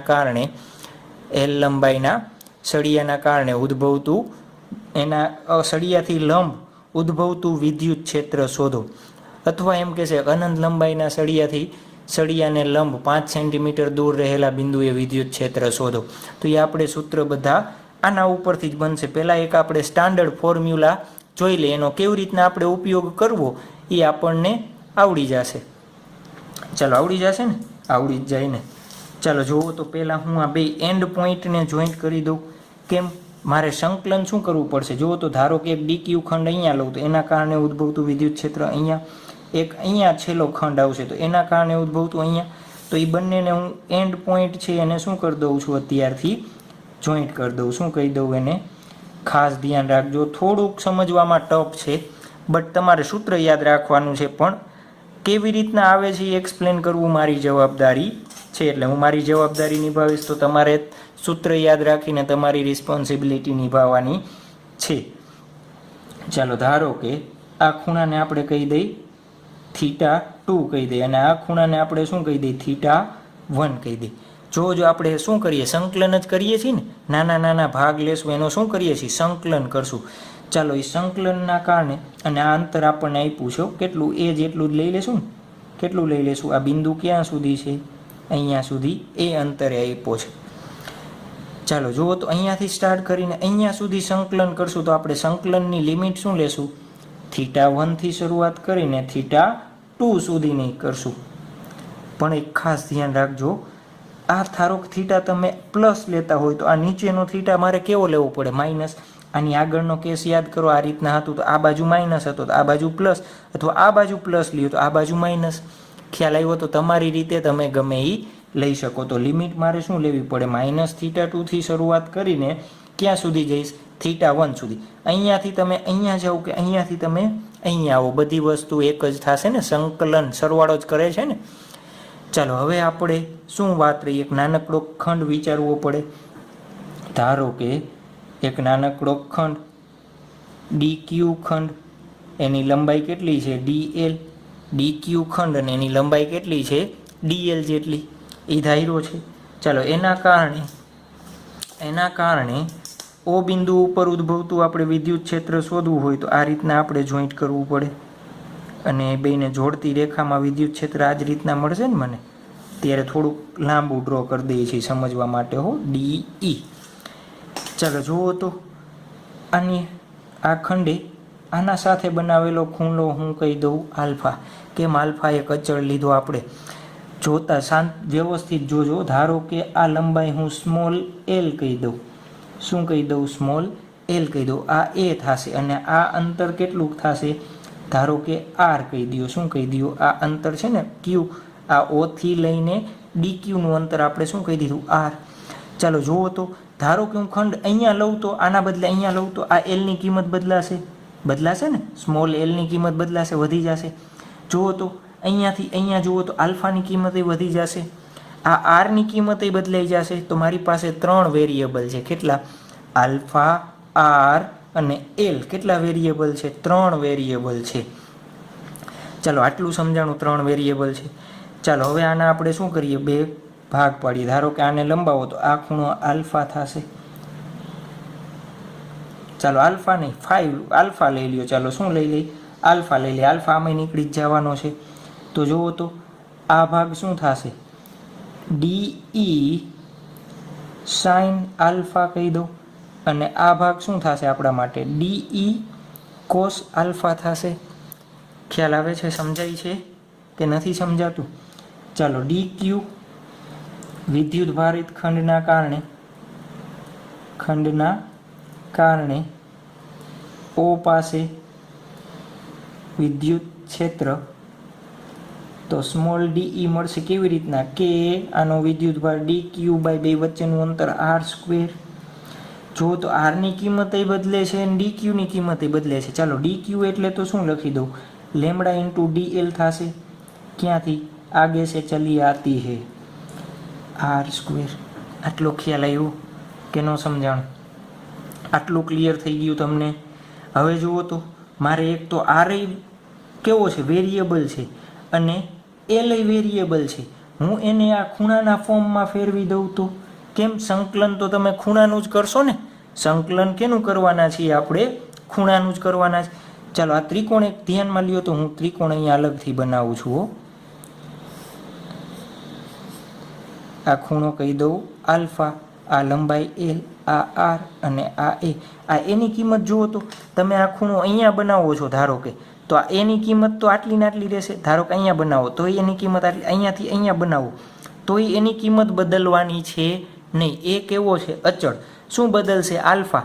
તો આપણે આરની કિંમત આલ્ફા અને એના ફોર્મમાં બદલાવી નાખીએ તો ચાલે. એ કેવો છે? અચળ. તો આલ્ફા એક જ કેવો રહેશે? ચલિત રહેશે ને. આલ્ફા એક જ ચલિત રહેશે. ચાલો મને આરની કિંમત જોઈ છે, એની કિંમત મારી પાસે છે એવું માની લ્યો. તો આલ્ફા જોતો હોય તો કેવી રીતના મળે? જુઓ તો કોસ લઉં પાસેની બાજુના છેદમાં કર્ણ. કોસ આલ્ફા બરાબર પાસેની બાજુ છેદમાં કર્ણ. જુઓ તો પાસેની બાજુ શું છે? એ છેદમાં કર્ણ આર. તો કોસ આલ્ફા, તો એ આપણે આરની કિંમત જોઈ છે ને, તો આર બરાબર શું થશે? એના છેદમાં કોસ આલ્ફા થાય. ચાલો આ એક કિંમત ખ્યાલ આવી ગઈ તમને કે ન સમજાણી? ચાલો અહીંયાથી ભાગ પાડી દઉં છું. હજી તો ઘણી મોટી વાર્તા છે. હા સર બની ગયો ને. ચાલો આર બરાબર એ કોસ આલ્ફા થઈ ગયું. આટલું સમજાઈ ગયું. ચાલો મેં આરની વાર્તા પૂરી કરી દીધી. શું કરી દીધી? આરની વાર્તા પૂરી કરી દીધી. મારે હવે જોઈ છે શું? ડીએલ જોઈ છે ને. ડીએલની વાર્તા કરવાની છે મારે. કેવી રીતના ડીએલની વાર્તા કરીશ? પાછો આ ત્રિકોણ વિચારો તો મારે એલની કિંમત જોતી હોય તો જુઓ તો ટેન જુઓ તો એની કિંમત છે તમારી પાસે. એલ જોતો હોય તો હું આવું લઉં. ટેન આલ્ફા બરાબર સામેની બાજુ છેદમાં પાસેની બાજુ. તો એલ બરાબર શું થશે? એ ટેન આલ્ફા. તો મારે શું જોઈએ છે? ડીએલ. ડીએલ જોતું હોય તો મારે શું કરવું પડે? સંકલન.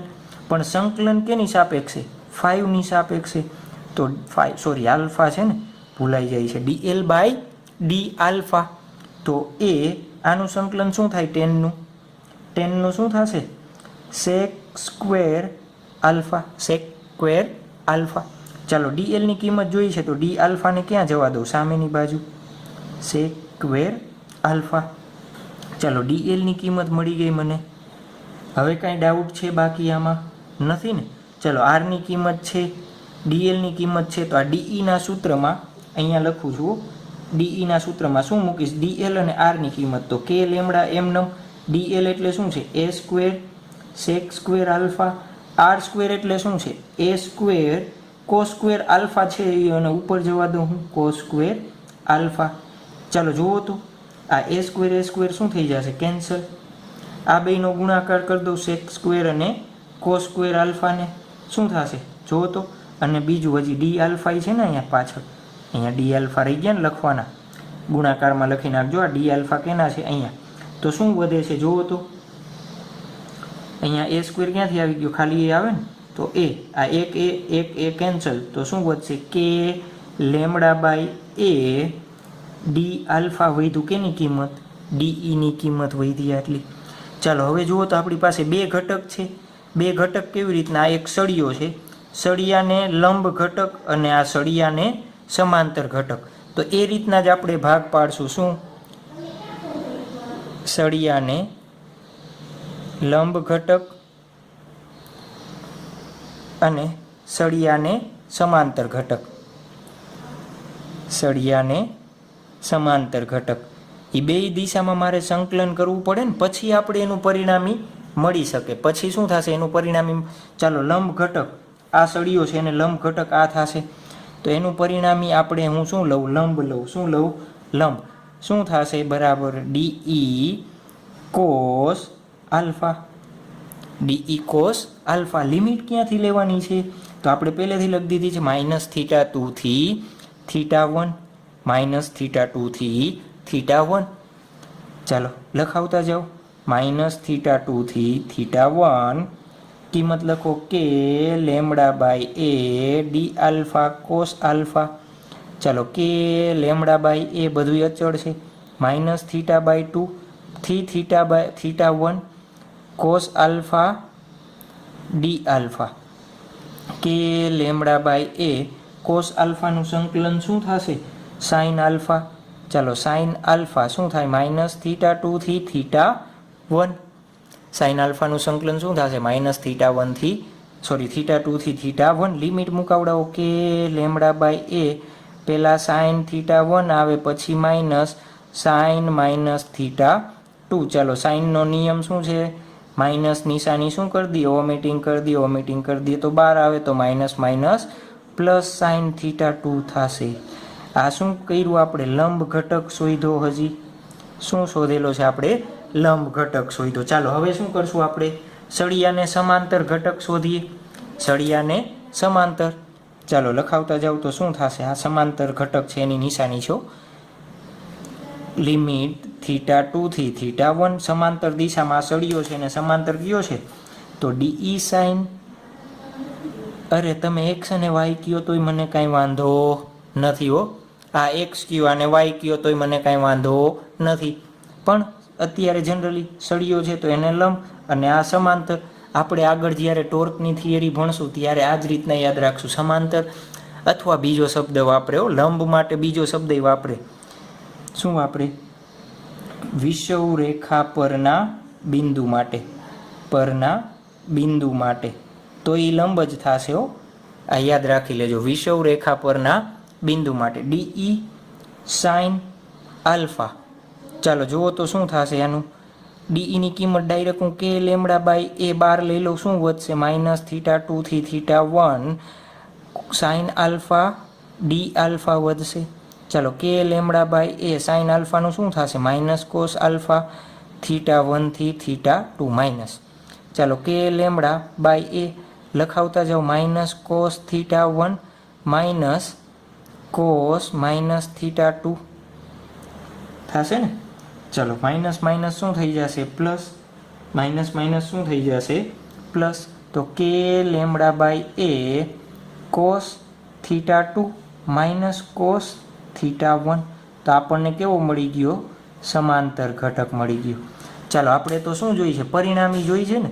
ચાલો પરિણામી વિદ્યુત ક્ષેત્ર જોતું હોય, પરિણામી વિદ્યુત ક્ષેત્ર જોઈએ તો ઈ બરાબર મારે શું કરવું પડે? વર્ગમૂળમાં ઈનો લંબ સ્ક્વેર પ્લસ ઈનો સમાંતરનો સ્ક્વેર. ચાલો તો શું થશે જુઓ તો. ઈ લંબનો સ્ક્વેર ઈ સમાંતરનો સ્ક્વેર છે ને. જુઓ તો આ બેની કિંમત મૂકીને તમે વર્ગમૂળમાં લેશો ને અઘરું થઈ જાય. તો એવું ક્યારેય કરવાનું ને આપણે શું કરશું, આ લંબ અને સમાંતરના આ બંને સૂત્ર યાદ રાખશું અને પરિણામી શોધવાનું કહીએ તો બેયનો વર્ગમૂળમાં સ્ક્વેર કરીને જવાબ આપણે શોધી લેશું. કેમ કે તમે જુઓ તો આની કિંમત મૂકો તો એકવાર ખાલી કિંમત તો મૂકી જુઓ કેવું થાય.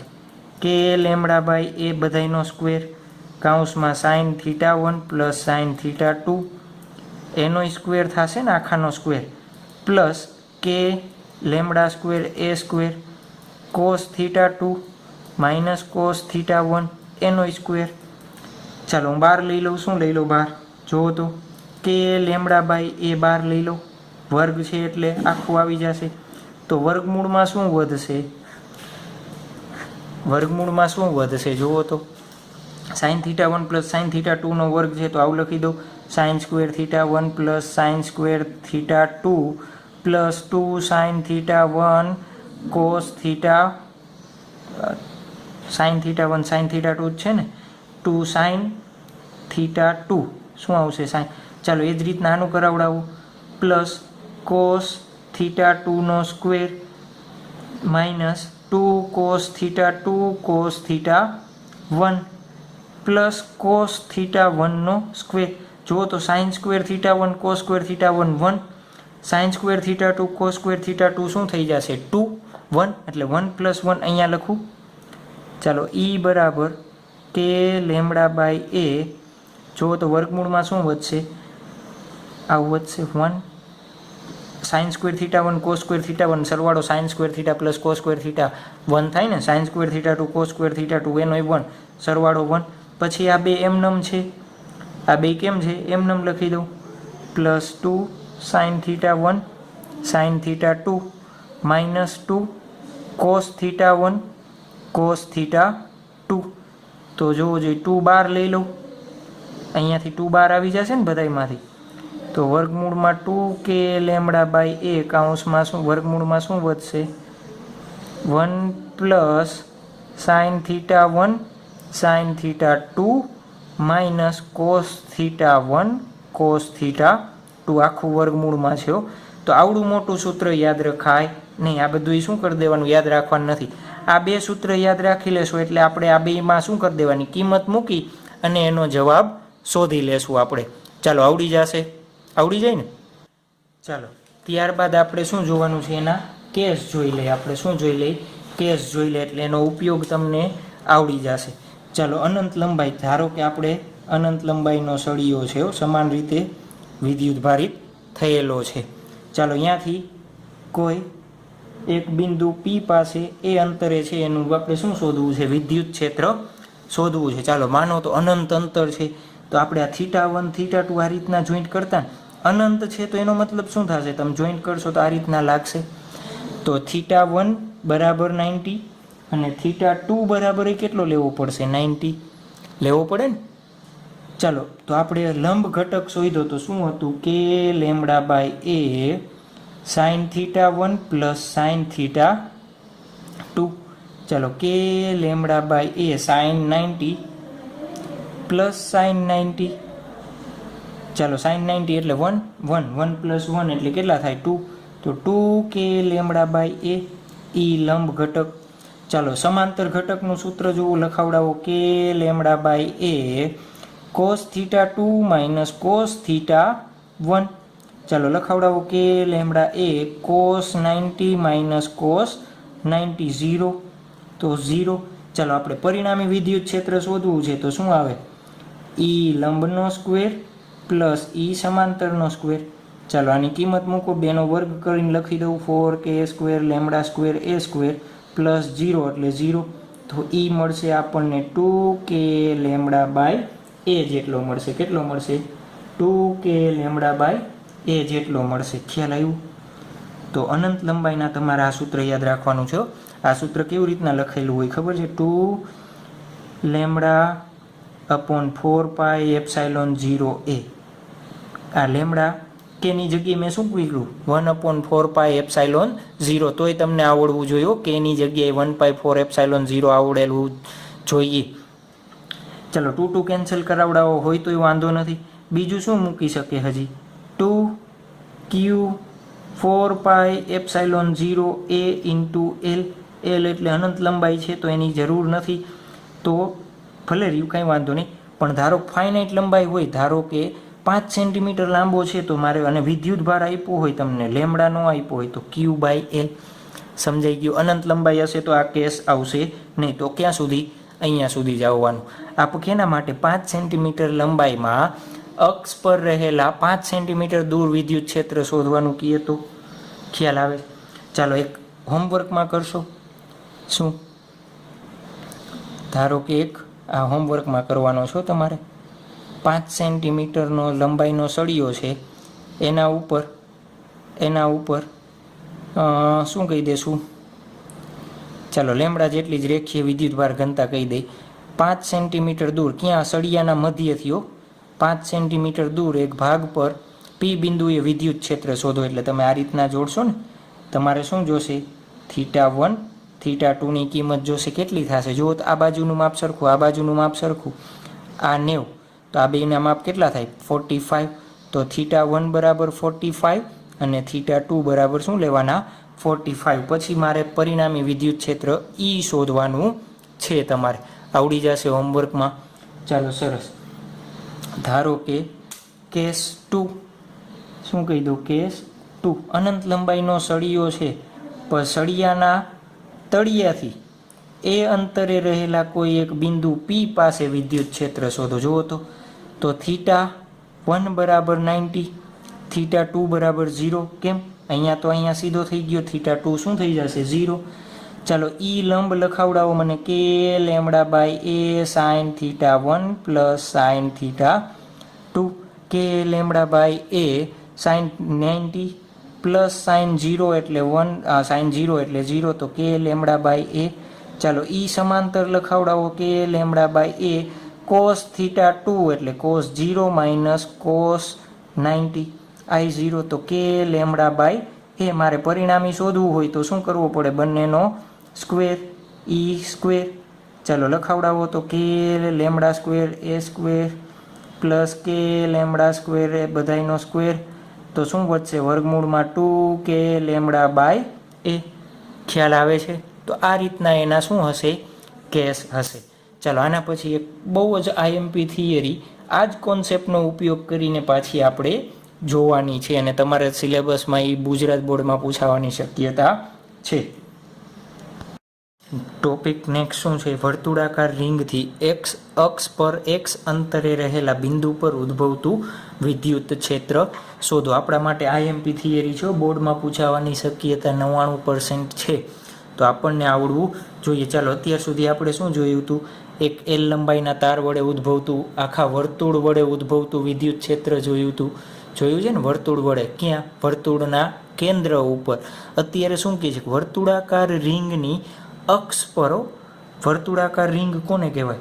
ધારો કે મારી પાસે ચાલો એક સેલો ટેપ જેવું છે. ચાલો આ વર્તુળાકાર છે ને રિંગ, તો આ રિંગને મેં આ રીતના રાખી છે. એની આ જે અક્ષ થશે, આ બ્લેક પેન શું છે? આમ એના કેન્દ્રમાંથી પસાર થતી હોય એની અક્ષ કહેવાય. તો મારે આ બિંદુ ઉપર વિદ્યુત ક્ષેત્ર શોધવાનું છે. આ આકૃતિ મેં ડ્રો કરી છે. કેવી રીતના છે? ખ્યાલ આવી ગયો? આ રીતના મૂકેલી નથી. કઈ રીતના મૂકેલી છે? મેં આ રીતના મૂકેલી છે. એ રીતના તમારે વિચારવાનું. અને આ રીતના અહીંયા પેન એની અક્ષ થશે. ક્યાંથી પસાર થશે? કેન્દ્રમાંથી. ચાલો અહીંયા કેન્દ્રને નામ આપણે આપી દઈએ O. શું નામ આપી દઈએ? O નામ આપી દઈએ. એના બિંદુ P કેટલા અંતરે? x જેટલા અંતરે.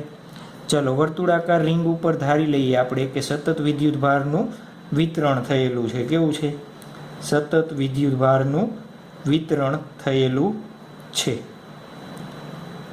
ચાલો પોઈન્ટ ટુ પોઈન્ટ લખાવતો જાઓ ને. પેરાલિસિસ વાળા વ્યક્તિઓ છો તમે, છો ને?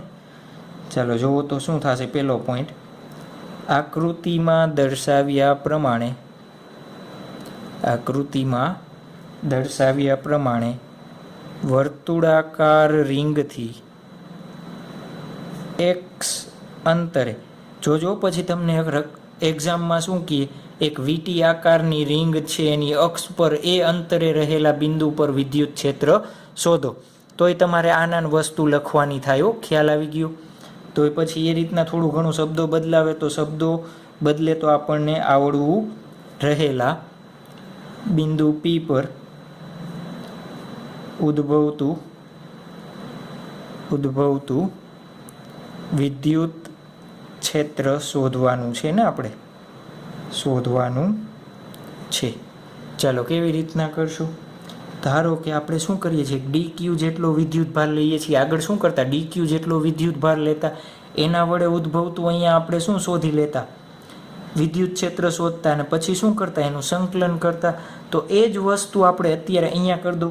ધારો કે એક આ dq વિદ્યુત ભાર મેં અહીંયા લીધો છે. શું લીધો? dq જેટલો વિદ્યુત ભાર અહીંયા લીધો છે. અહીંયાથી P વડે ઉદ્ભવતું વિદ્યુત ક્ષેત્ર મારે શોધવું હોય તો મારે શું કરવું પડે? બેયને જોડતી રેખા બનાવવી પડે. પહેલાં તો આ રીતના જોડતી રેખા. ધારો કે આ અંતર r છે. આ અંતર આપણે અહીંયાથી હું જોઈન્ટ કરી દઉં. અંતર આ લંબ હશે, હંમેશા કેવું હશે? લંબ હશે. કેમ લંબ હશે એ આપણે હમણાં જોઈએ. ચાલો શું કર્યું આપણે? ધારો કે બિંદુવત વિદ્યુત ભાર ખંડ dq ના કારણે P પર ઉદ્ભવતું વિદ્યુત ક્ષેત્ર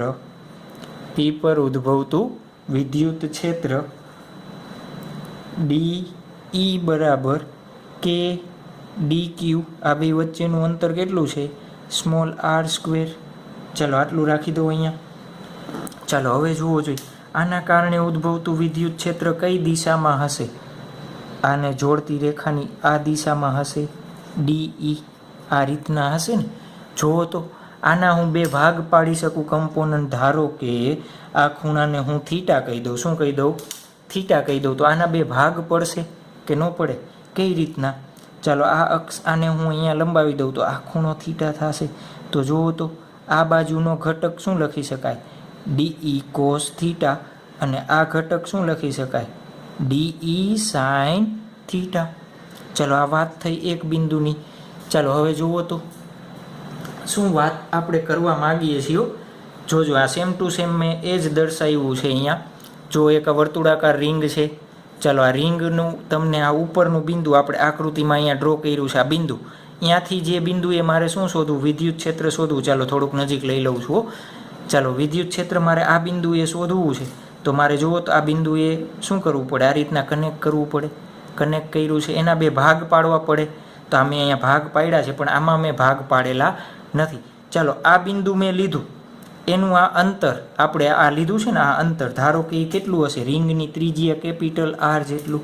જુઓ તો પાછું અહીંયા કયું અંતર કહું છું? આ જે અંતર છે ને, આ દેખાય છે ને અહીંયા, આ અંતર R હશે. પરફેક્ટ રિંગ છે એવું માનજો, કેમ કે મને આવી જ વસ્તુ મળી છે એક્સપ્લેન કરવા માટે, એટલા માટે. અને આ અંતર જુઓ તો આ અંતર કયું? અહીંથી આ અંતર x, આ અંતર R.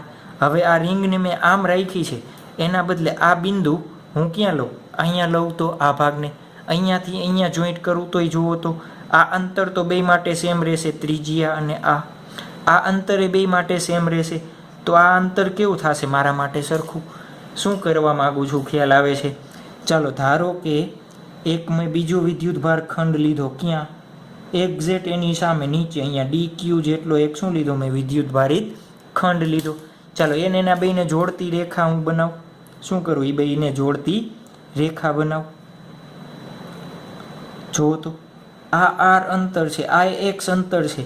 તો આ અંતર મને કેટલું મળે? આ સ્મોલ r જેટલું જ મળે. કેમ? કાટકોણ ત્રિકોણના નિયમ ઉપરથી.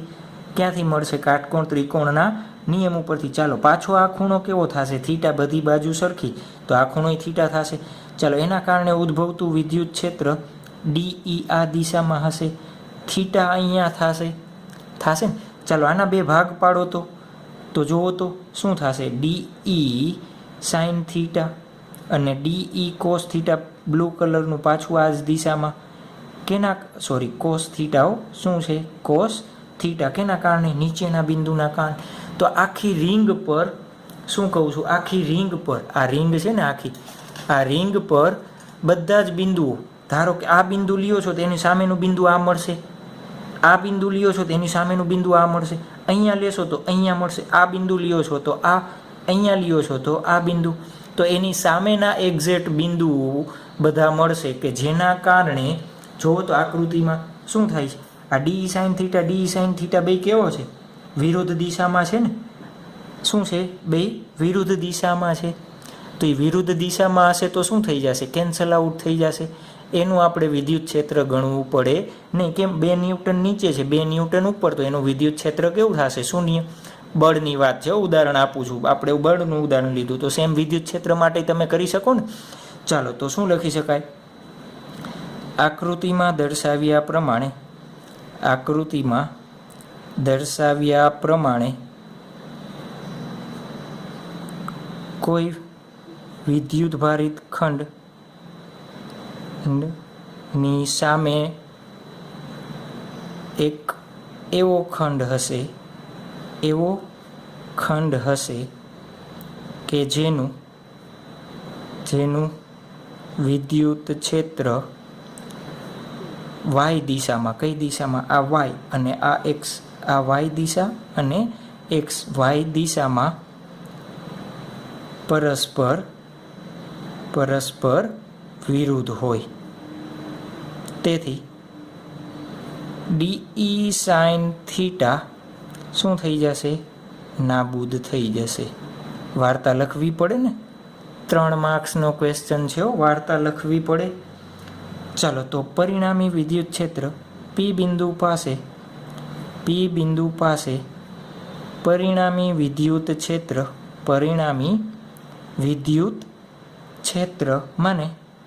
મને ડીઈ કોસ થીટાના કારણે ઉદ્ભવશે. ચાલો હવે આપણે બધા બિંદુના ડીઈ કોસ થીટા છે, તો એનું મારે શું કરવું પડે, સંકલન કરવું પડે કે ન કરવું પડે, શું કરવું પડે, સંકલન કરવું પડે. અહીંયા ભેગું શું લખી નાખજો, આ વિદ્યુત ભારિત ખંડ છે ને, તો રિંગની રેખીય વિદ્યુતભાર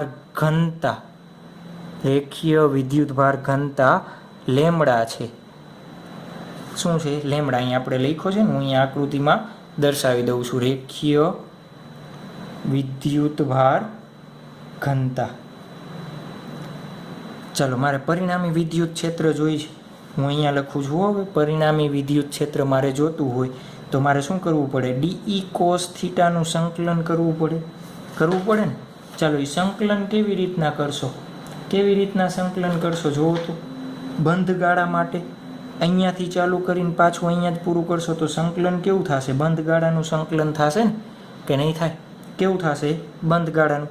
ચાલો ડીઈની કિંમત લખાવડાવો મને.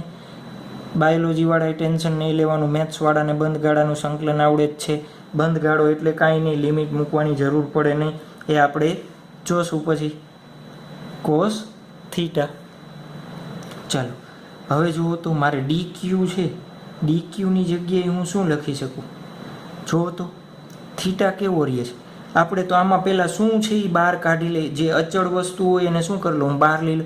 ચાલો એક આ ત્રિકોણ અલગ બનાવું છું. કયો ત્રિકોણ, જોજો ખાસ, કેપિટલ આર, અહીંયા ઓ બિંદુ, અહીંયા પી બિંદુ, આ એક્સ અને સ્મોલ આર. જો તો ગમે એ બિંદુ લ્યો, થીટા કેવો રહેશે, અચળ.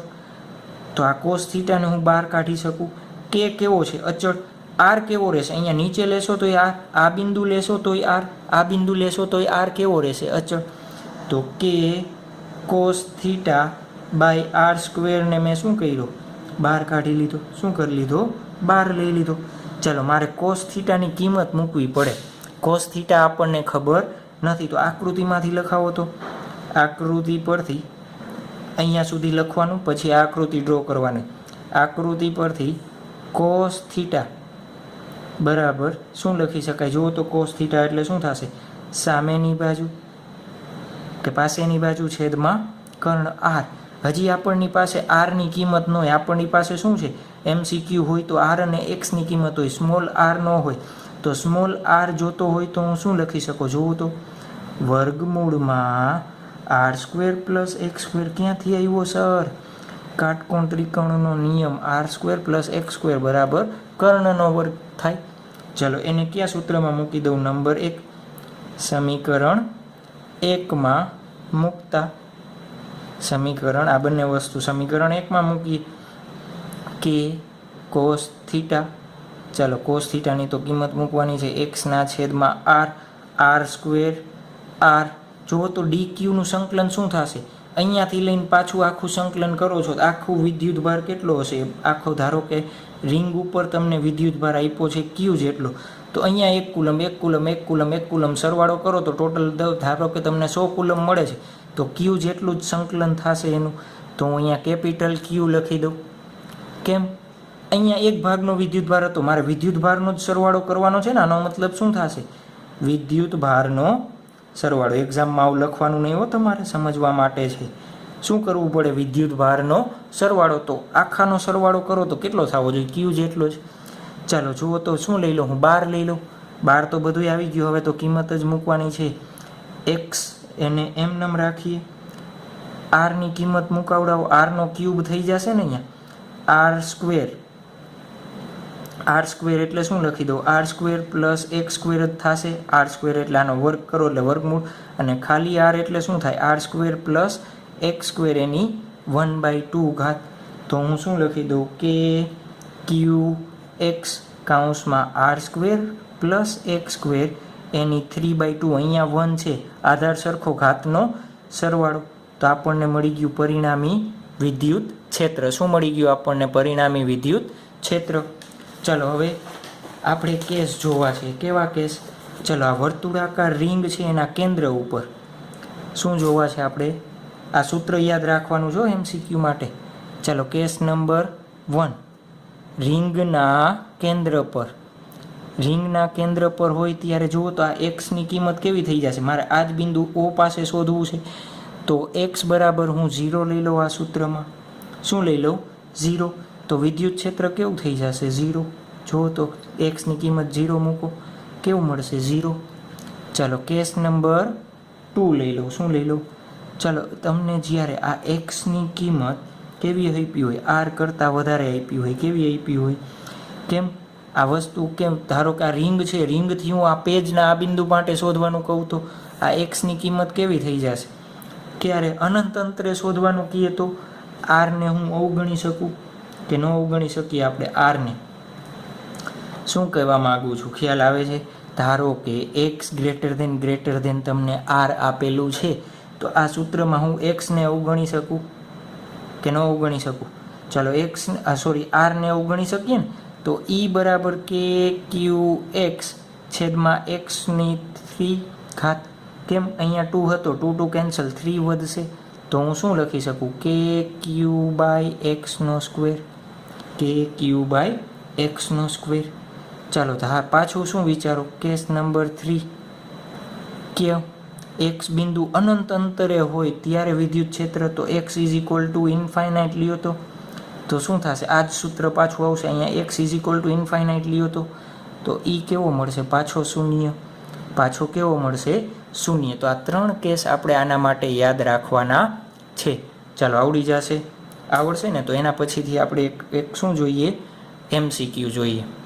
પછી MCQ આપણે જોવાનો છે ને, શું આપેલું છે આપણને, જુઓ તો સમાન વિદ્યુત ભારિત રિંગ જેનો વિદ્યુતભાર q અને ત્રિજ્યા r છે, તો પરિણામી વિદ્યુત ક્ષેત્ર મહત્તમ થાય તે માટે x.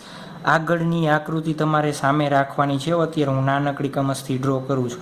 અહીંયા x અંતર કહેતા આપણે આ કેપિટલ R કહેતા, આ બિંદુ P કહેતા ને આ રીતના. તો વિદ્યુત ક્ષેત્ર આ બિંદુએ મહત્તમ થાય ક્યારે, તો આ x ની કિંમત તમારે શોધવાની છે, અને પરિણામી વિદ્યુત ક્ષેત્ર, મહત્તમ પરિણામી વિદ્યુત ક્ષેત્ર કેટલું હોય, તથા E વર્સિસ x નો આલેખ ડ્રો કરો. આના MCQ આપણે ચેપ્ટર નંબર 4માં તમારે ઉદાહરણ સ્વરૂપ આપ્યું છે, પણ અત્યારે આપણને અહીંયા કાંઈ આપ્યું નથી, તો આપણે MCQ સ્વરૂપે લઈ લઈ છે આ ચેપ્ટરમાં. આના સેમ ટુ સેમ વાર્તા કયા ચેપ્ટરમાં, આપણે ચેપ્ટર નંબર 4માં જોશું. ચાલો જુઓ તો આગળની થિયરી રહી, એનું વિદ્યુત ક્ષેત્રનું સૂત્ર લખાવડાવો મને, કે qx કૌંસમાં x નો સ્ક્વેર પ્લસ r નો સ્ક્વેર 3/2 ઘાત, આવું હતું. આ સૂત્ર જુઓ તો આ સૂત્રમાં વિદ્યુત ક્ષેત્ર કેના ઉપર આધાર રાખે, કે ઉપર. કે કેવો છે અચળ, કે કેવો છે અચળ, ક્યુ કેવો છે? અચળ. આખા રિંગ ઉપર વિદ્યુત ભાર ક્યારેય બદલાય છે? નથી બદલાતો. આર કેવો છે? અચળ. ખાલી શું થશે? મારે પી બિંદુ આખું પાછું કરું તો એક્સની કિંમત જ બદલાય. ચાલો આપણે એક બીજી વસ્તુ ભણી ગયા હતા. શું ભણી ગયા? કે પરિણામી વિદ્યુત ક્ષેત્ર મહત્તમ જોતું હોય એ કઈ રાશિની સાપેક્ષે બદલાય છે એનું તમે શું કરી નાખો? વિકલન લઈ લ્યો અને વિકલન બરાબર તમને કેટલું મળે? 0 મળે. પરિણામી વિદ્યુત ક્ષેત્ર મહત્તમ થાય તે માટે આપણે શું કરવું જોઈએ? DE/dxની કિંમત કેવી થવી જોઈએ? 0. સ્ટાન્ડર્ડ 11માં ચેપ્ટર નંબર 2માં આપણે જે બેઝિક ફિઝિક્સ માટે જે મેથ્સની જરૂર પડે એમાં વસ્તુની આપણે ચર્ચા કરેલી હતી. તો અમારે DE/dx કરવું પડે, એની બરાબર શું લખવું પડે? 0. ચાલો કિંમત મૂકતા જાઓ. DE/dx કૌંસમાં KQX x² + r² any 3/2 is equal to 0. ચાલો KQ અચળ છે, 12 લઈ લઉં, સામેની બાજુ જશે 0. એક સ્ટેપ વધારી દઉં છું. ચાલો લાવો ને, તમને પેરાલિસિસ બધાને પાછું જાજુ બધું છે ને. x² અહીંયા સ્ક્વેર આખાની 3/2 બરાબર 0. ચાલો એક આપણે કયો નિયમ લગાવડાવશું જુઓ તો? વિકલનનો. આપણે આવો નિયમ ભણી ગયા છીએ. u/v હોય તો શું કરતા? ભાગાકારનો નિયમ છે ને. ચાલો છેદમાં છેદનો વર્ગ આવું કરતા ને. છેદમાં છેદનો વર્ગ, છેદ મૂકીને અંશનું વિકલન માઇનસ અંશ મૂકીને છેદનું વિકલન, આવું સૂત્ર છે. શું છે? વિકલનના નિયમનું સૂત્ર છે ને. ચાલો આ જ સૂત્રનો ઉપયોગ આપણે કરશું. ચાલો અહીંયા KQ જુઓ તો સામેની બાજુ થશે તો 0 થઈ જશે, તો આને લખવાની જરૂર છે હવે નથી. ચાલો અહીંયા લખાવતા જાવ તો RUE છેદમાં છેદનો વર્ગ, ડાયરેક્ટ લખું તો વાંધો નથી ને, હું બોલતો જાઉં છું આ જ રીતના. છેદમાં છેદનો વર્ગ, તો છેદમાં મારે આનો વર્ગ કરવો પડે, x નો વર્ગ r નો વર્ગ એની 3/2 એનો વર્ગ એટલે આ થશે. પછી ઉપર છેદ મૂકીને અંશનું વિકલન, તો મારે dx લખવું પડે, d/dx માઇનસ અંશ મૂકીને d/dx છેદનું વિકલન એની 3/2 એના બરાબર શું થાય? 0. જો આ 2 કેન્સલ થઈ ગયા તો અહીં છેદમાં શું વધશે? ક્યુબ. અહીંયા તો એમનેમ જ રાખું, x નો વર્ગ r નો વર્ગ 3/2, આ dx કેન્સલ એટલે 1, તો 1 લખતો નથી, માઇનસ x ને એમનેમ રાખી દો. ચાલો આનું કેવી રીતના થાય? આ રીતના કરી શકી d/dx. x ની 3/2 હોય તો શું કરી? ખાલી 3/2 આગળ એક ઘાત ઓછી, એ જ રીતના કરીએ છીએ ને. તો એ જ રીતના 3/2 આગળ x³ r² 3/2 માંથી એક જાય તો 1/2 વધશે. શું વધશે? 1/2. પાછું જુઓ તો મારે x² નું કરવું પડે, તો એનું શું થશે? 2x, 2 આગળ એક કિંમત. કેવો? સાંકળનો નિયમ કીધું હતું ને આપણે, સાંકળનો નિયમ. છેદમાં x નો વર્ગ r નો વર્ગ એનો ક્યુબ બરાબર 0. 2 કેન્સલ, આ 3x નો વર્ગ થઈ જશે. શું થઈ જશે? 3x નો વર્ગ. આ સામેની બાજુ જશે તો 0 થઈ જશે. તો અહીંયા જુઓ તો x નો વર્ગ r નો વર્ગ 3/2 માઇનસ 3x, અહીંયા x છે, અહીંયા x છે, x નો વર્ગ પ્લસ r નો સ્ક્વેર 1/2 બરાબર 0. આવું લખી શકું. આ બેને ક્યાં જવા દઉં? સામે. x નો વર્ગ પ્લસ r નો વર્ગ 3/2 બરાબર શું થશે? 3x², x² plus r² 1/2. આપણે x ની કિંમત જોઈએ છે ને. જુઓ તો અહીંયા 1/2 છે, અહીંયા 1/2 જશે તો ઉપર જશે તો શું વધશે? આવું વધશે, x² પ્લસ r² 3/2 માઇનસ 1/2 બરાબર 3x². આવું વધે કે ન વધે? કેવી રીતના? આ છેદમાં જશે પ્લસ, ઉપર જાય તો માઇનસ, આધાર સરખો તો બેનો સરવાળો. તો આ જુઓ તો કેટલો વધશે? 1. તો x² પ્લસ r² બરાબર 3x². x² ને આ રીતના જવા દો સામે, આને અહીંયા, તો 3 માંથી 1 જાય તો 2x² બરાબર r, 12 નથી r. તો x ની કિંમત જોઈ છે તો r²/2. તો x જોતો હોય તો r/વર્ગમૂળમાં 2, પણ પ્લસ ઓર માઇનસ. કેમ? -2 નો વર્ગ એ 4, પ્લસ 2 નો વર્ગ એ 4. ચાલો x ની કઈ કિંમત માટે વિદ્યુત ક્ષેત્ર મહત્તમ મળે? તો પ્લસ ઓર માઇનસ વર્ગમૂળ અપોન વર્ગમૂળમાં r/2 ખ્યાલ આવી ગયો. ચાલો અહીંયા આપણે શું કરશું, ગ્રાફ ડ્રો કરવાની જગ્યાએ રાખી દઈએ. ચાલો ત્યારબાદ તમને મહત્તમ પરિણામી વિદ્યુત ક્ષેત્ર શોધવાનું છે ને. ચાલો ઈનું સૂત્ર આપણી પાસે છે કે ક્યુ એક્સ છેદમાં x² પ્લસ r² એની 3/2. તો એમાં એક્સની કિંમત હું મૂકી દઉં, કેટલી મૂકું, x બરાબર r/વર્ગમૂળમાં 2 મૂકતા માઇનસ મૂકશો તો જવાબ માઇનસ આવશે, બાકી કાંઈ ફેર પડશે નહીં, એની કિંમતમાં કાંઈ ફરક આવશે નહીં. ચાલો કિંમત મૂકતા જાઓ કે ક્યુ એક્સ એટલે શું લખું અહીંયા, r/વર્ગમૂળમાં 2. અહીંયા શું લખશું, r/વર્ગમૂળમાં 2 છે એટલે r² પ્લસ 2 r² એની 3/2 ઘાત. ચાલો કે ક્યુ r વર્ગમૂળમાં 2 એને એમનેમ અહીંયા જુઓ તો શું થશે, 3r²/2 એની 3/2 ઘાત, 2 2 કેન્સલ. જુઓ તો શું થશે, લખાવડાવો તો મને. આ જ થશે ને કે ન થાય, ખ્યાલ આવે છે શું થશે. ચાલો તો જુઓ તો શું વધશે, આનું સાદુરૂપ આપશો એટલે તમને મળશે 2kq 3 વર્ગમૂળમાં √3r². કેમ, અહીંયા r³ છે તો આ r કેન્સલ, 2 છેદમાં આવી જશે, છેદમાં 2 નો વર્ગ 4 4 ઉપર વહી જશે, 2 ગુણ્યા 2 √2 વહી જશે, કેન્સલ આઉટ થઈ જશે. ખ્યાલ આવે છે કે નથી આવતો. ચાલો આ રીતના તમે શું કરજો, સાદુરૂપ આપજો.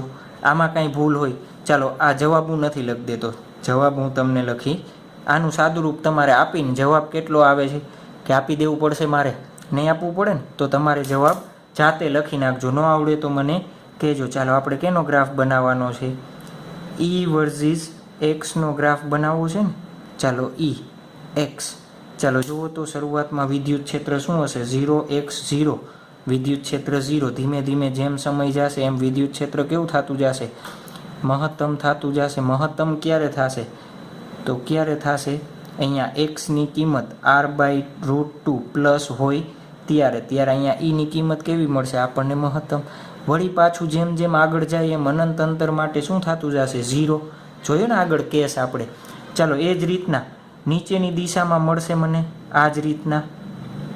કેમ, હજી એક્સની એક કિંમત છે ને, કઈ કિંમત છે એક્સની, x બરાબર માઇનસ વર્ગમૂળમાં r/2, અને આ કિંમત કેવી મળશે આપણને, E મેક્સિમમ.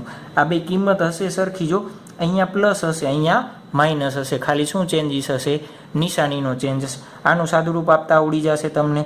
ચાલો આ વર્ગ કાઢી નાખું, કેના માટે, ખાલી r માટે. જો કેના માટે, r માટે જ. આના માટે √3 માટે તો હશે જ ને કે નહીં હોય. ચાલો હું જવાબ લખી દઉં છું, તમારે આવો જવાબ લઈ આવવાનો છે, બાકી વળી તમે લોચા કરશો. આવો જવાબ આમાંથી સાદુરૂપ આપીને તમારે લઈ આવવાનો છે. ચાલો આવડી જશે ને. ચાલો સરસ. તો આ થઈ ગયું આપણા માટે MCQ, અને લેક્ચર નંબર 6 ને આપણે અહીંયા પૂર્ણ કરીએ છીએ. નેક્સ્ટ લેક્ચર આપણે પાછો જોશું કે વિદ્યુત ક્ષેત્રમાં કોઈ વિદ્યુતભાર હોય તો ગતિ કરે તો એના શું હાલ થાય.